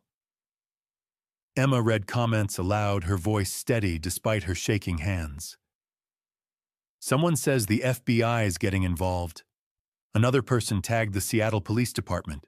"Local news stations are being notified." 15,000 viewers. The elevator chimed. Fourth floor. The corridor stretched ahead of us, fluorescent lights humming their familiar tune. Room 412's door stood ajar, light spilling into the hallway. From inside came the mechanical whir of a paper shredder working overtime. I pushed the door open, camera first. Diana Mitchell stood at her shredder, feeding documents into its mechanical teeth. Papers littered the floor around her, torn folders, scattered photographs, the desperate detritus of someone trying to erase their crimes. She looked up at the sound of our entrance. Her eyes found the camera, found the little red light. Her face went pale. "What are you doing?"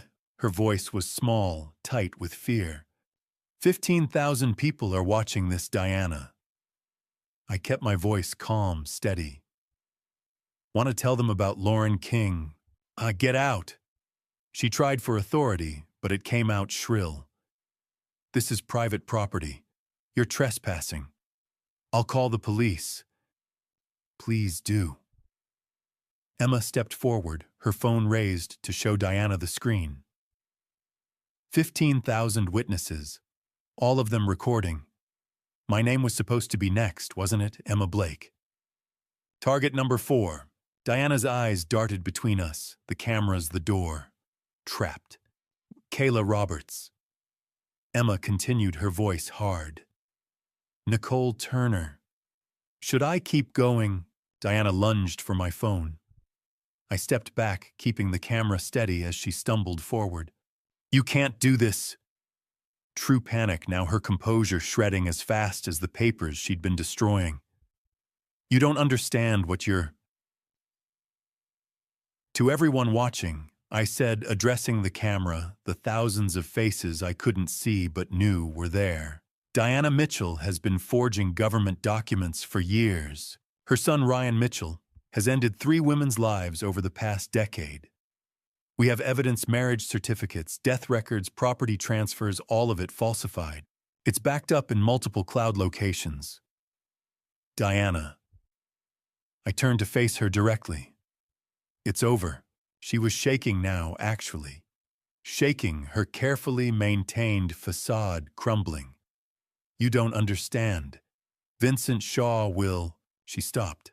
Her eyes went wide, fixed on something behind me. I heard them then. Footsteps in the corridor. Not Carl's uncertain shuffle. Not Ryan's angry rush. These were measured, confident, unhurried. The footsteps of someone who controlled situations rather than reacting to them. A voice I recognized, Henry Foster's voice, but stripped of its elderly tremor, deeper and stronger, spoke from the doorway. "Yes, Diana, please do tell them about Vincent Shaw." I turned, keeping my camera steady. 18,000 viewers now. 18,000 witnesses. The man in the doorway looked like the elderly stranger who'd pressed a warning note into my hand at that restaurant 3 weeks ago. But the way he stood, the way he moved, the cold calculation in his eyes, this wasn't a frightened old man trying to save lives. This was the predator who'd taught Ryan Mitchell everything he knew. "Hello, Bob." Vincent Shaw dropped all pretense, his voice smooth and professional. His eyes found the camera, assessed the little red light, the viewer count visible on my screen. "I trust we have an audience." Behind me, Diana made a small, strangled sound. 18,000 and climbing. Emma said, her voice steadier than mine would have been. Vincent smiled, not the warm smile of Henry Foster, but something colder, more calculating. He stepped fully into the room, and I saw he wasn't alone. 2 men followed him, their suits expensive, their faces impassive. Not muscle exactly. More like attorneys or accountants. The kind of people who made problems disappear with paperwork rather than violence. Excellent. Vincent's eyes swept the room, Diana frozen by her shredder Emma, with her backup camera me with my live stream. "Then I suppose it's time we all had an honest conversation." He looked directly into my camera, into the eyes of 18,000 strangers, and smiled. "My name is Vincent Shaw, and I believe Diana and I have quite a story to tell you." Vincent Shaw just walked into the room with 18,000 people watching. What happens next will shock you. But before we continue, drop a comment right now with the number 1 if you're still here with me, or type "justice" if you think he's about to get what he deserves. I need to know you're still listening. And a quick note, the story ahead contains some dramatized elements for educational purposes. If that's not for you, feel free to stop here. No judgment. But if you're ready to see how this ends, let's get back to what Vincent said next. The transformation was complete. Gone was the frightened old man who'd pressed that folded paper into my hand at the restaurant. In his place stood the predator who'd hunted in Seattle for 15 years. Vincent Shaw walked into Diana's office with 3 men flanking him. Cole, Jake, and Nick, all in dark suits that screamed expensive attorney or high-level accountant. Not muscle. Something worse. The kind of people who made problems disappear with paperwork. I kept my camera pointed at Vincent's face. 20,000 people are watching Vincent. Say hello. He glanced at my phone, registered the viewer count, frowned slightly, but his confidence never wavered. That was his mistake. He didn't understand what 20,000 witnesses meant in the age of digital permanence. A slight smile. "Impressive, Bob. But you're still thinking too small." Diana started to speak. "Vincent, what are you—" "Quiet, Diana." He didn't even look at her. "Your amateur operation is over." He turned his attention back to me, to the camera, to the audience he still didn't fully comprehend. "You played your part perfectly, Bob. The angry father, desperate to save his daughter. I gave you just enough information to tear Diana apart. The address, the victims' names, the pattern. Everything you needed to destroy her credibility and operations. You used us," Emma said, her voice tight. "So, of course I did." Vincent's tone suggested this should be obvious. Diana's sloppiness was attracting federal attention. Bad for my business. I needed her gone, but it had to be clean. No connection to me. And then Bob Blake appeared, construction worker, no criminal record, acting purely from paternal love. Perfect. 25,000 viewers. The number kept climbing. You're confessing," I said quietly, "in front of 25,000 people." Vincent's laugh was genuinely amused. "Confessing, no, Bob. I'm explaining. There's a difference." He walked casually to Diana's desk, picked up one of the folders she'd been trying to shred. "You see, I've been running organized operations in Seattle for 15 years.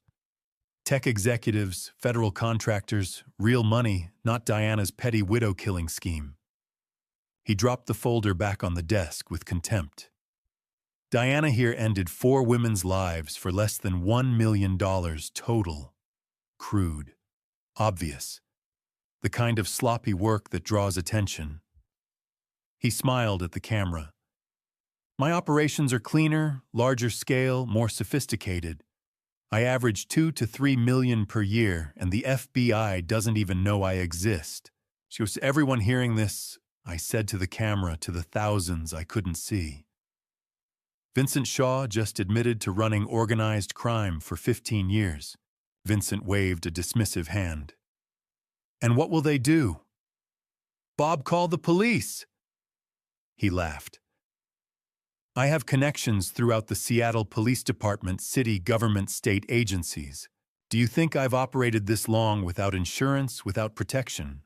30,000 viewers. Diana made a sound, not quite a laugh, more like a bark of bitter amusement. Vincent's eyes snapped to her. You have something to say, Diana. Huh, you arrogant fool. Her voice was quiet but sharp as broken glass. You think Bob was the only one gathering evidence? I've been compiling files on you for 2 years. Bank accounts, property holdings, names of your other associates. An insurance package, Vincent. To make sure you couldn't dispose of me the way you've disposed of others. She pointed at my phone. Everything you just said, everything you just admitted, it's being recorded. By 30,000 people. For the first time, Vincent's confidence flickered. His eyes went to my phone, really looked at it this time, at the viewer count displayed at the top of the screen. 32,847 viewers. His face changed. What? Live stream. Emma said, her voice steady. Facebook, Instagram, Twitter, all simultaneously. Every word you've said has been broadcast live.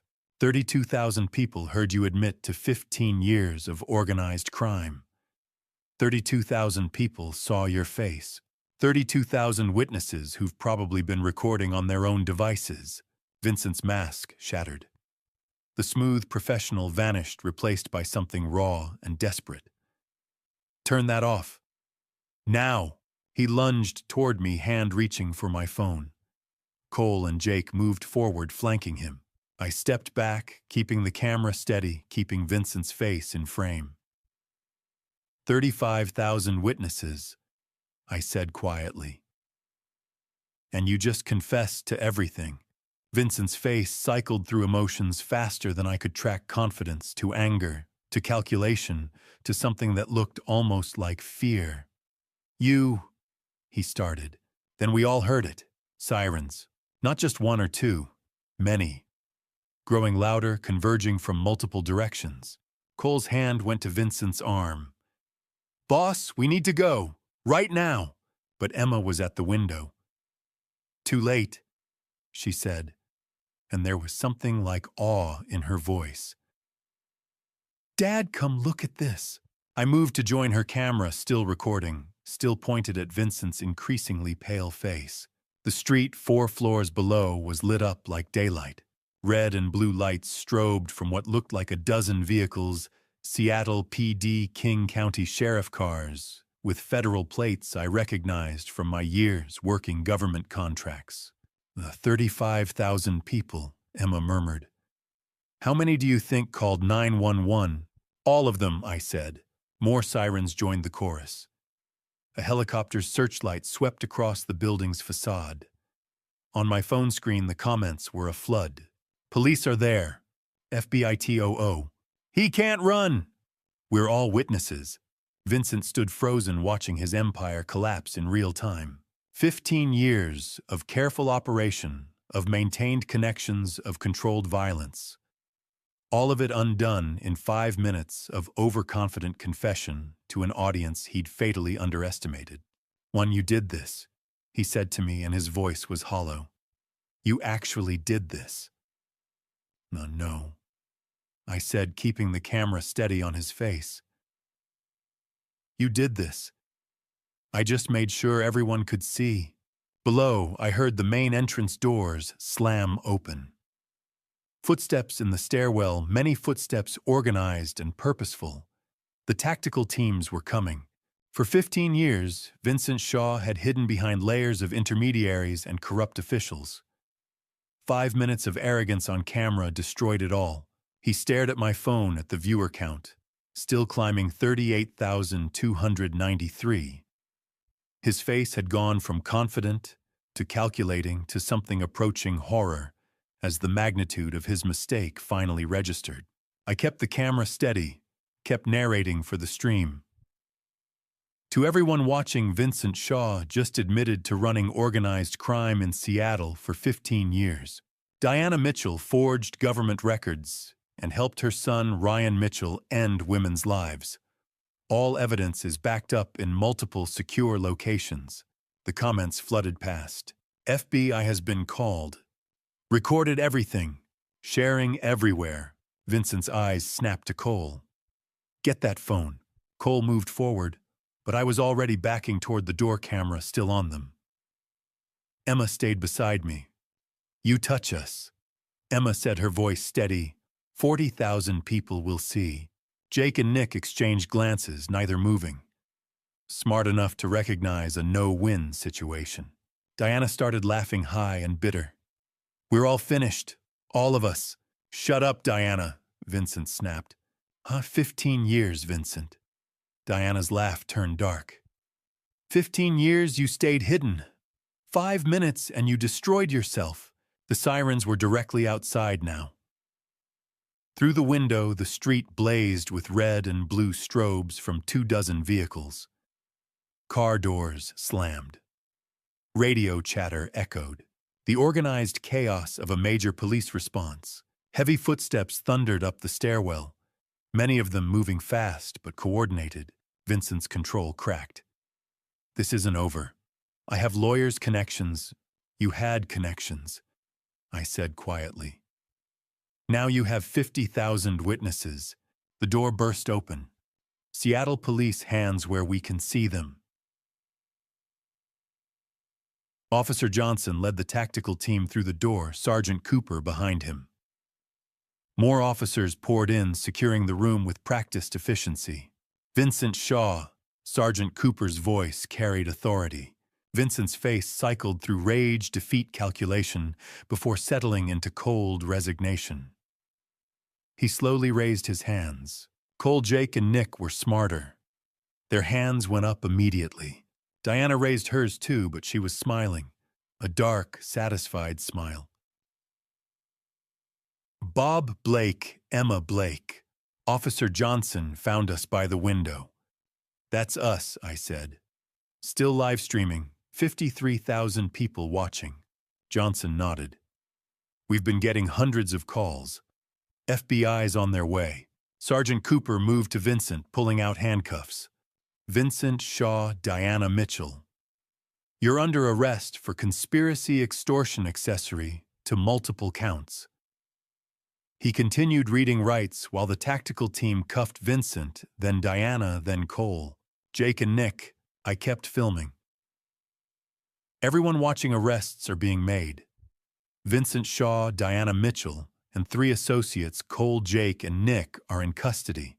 The Mr. Blake. Officer Johnson said, other individuals involved. Ryan Mitchell, I said immediately. Diana's son, his apartment. I provided the address, watching Johnson relay it into his radio. Units already en route. Emma sagged against me, tension finally breaking. Dad, is it really over? Vincent Shaw, being led past us in handcuffs, stopped. Looked directly at me. Then at my phone, still streaming to 58,000 witnesses. Oh, you think you won? His voice was quiet, more dangerous than rage. You just made yourself a target for everyone who worked for me. Everyone whose operations you've exposed. Everyone who has more to lose than I do. Sergeant Cooper pulled him forward. Keep moving, Shaw. But the words hung like smoke. Officer Johnson stepped closer. Mr. Blake, we need you and your daughter to come with us for statements, evidence, and... He glanced at my phone at the 60,000 viewers now watching. We need to ensure you're both protected. Shaw's organization is larger than these arrests. Until we round up everyone connected to him, you're both at risk. I looked at Emma, saw exhaustion mixed with fear. Looked at Vincent being led away, his men following in handcuffs. Looked at Diana still wearing that dark smile. The stream was still live. 60,000 people watching. Comments flooding in, asking if we were safe sharing the video to their own feeds. I'd wanted witnesses to protect us. I'd gotten an army. But Vincent was right.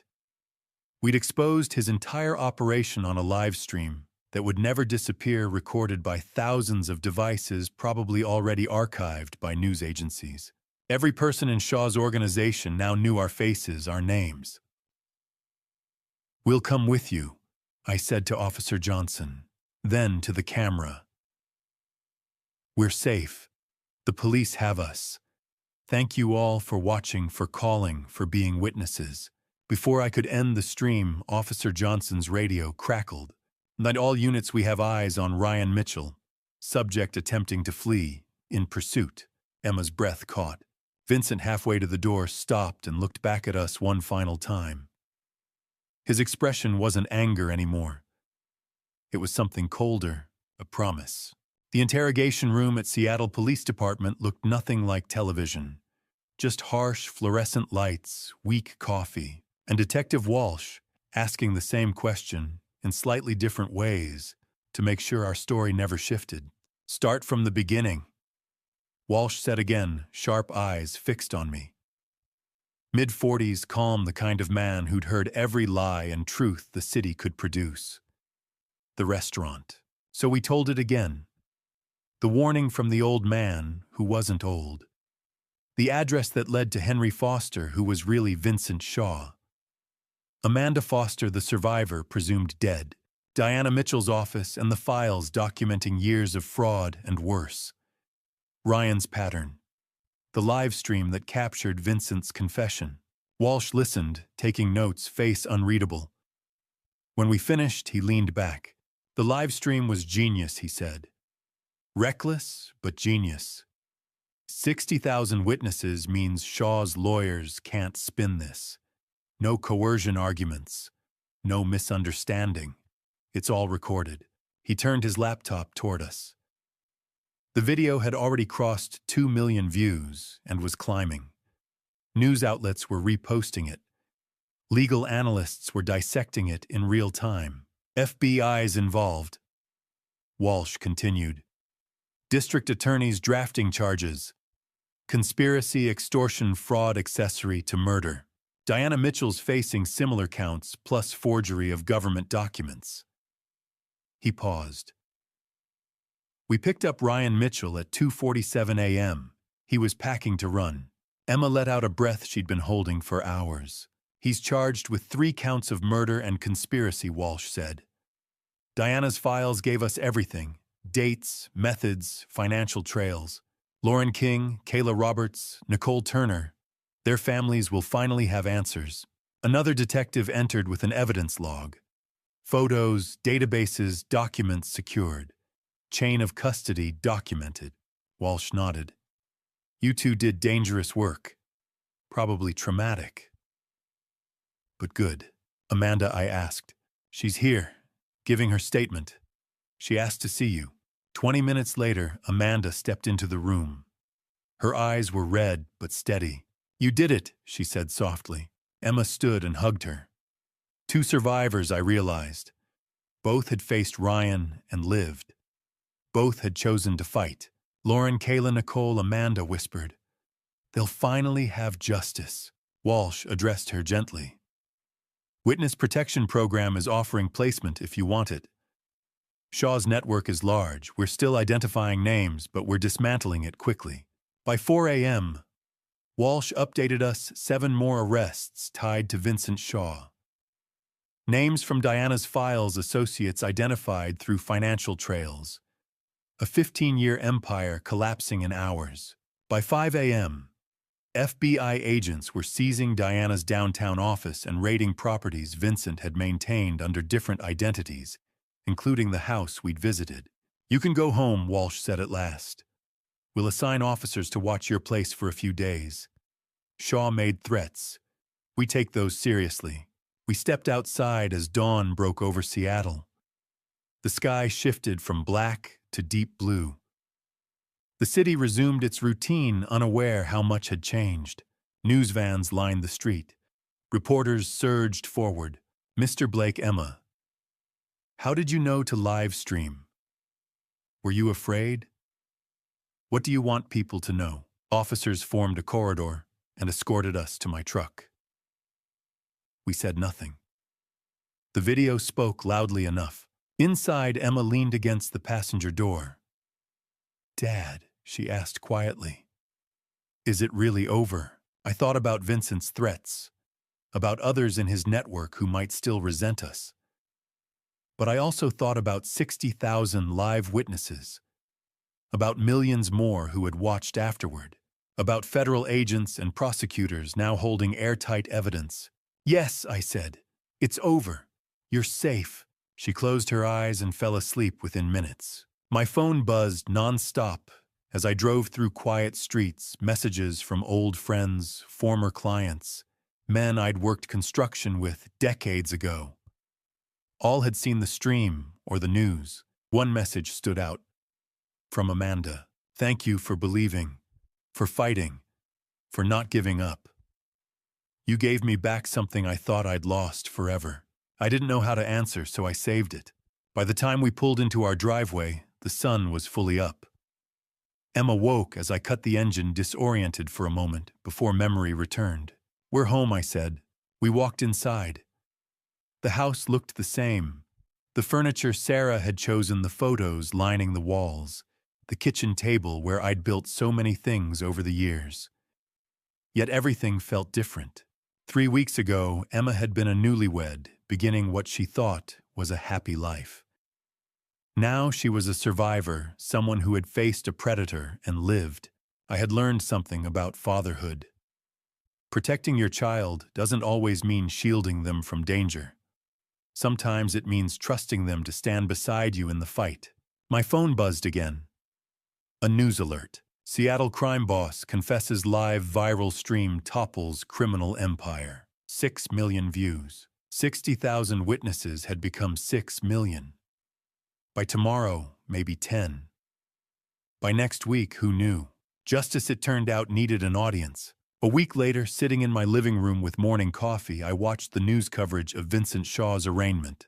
Strange to see this man, the architect of so much pain, in an orange jumpsuit, facing life in prison.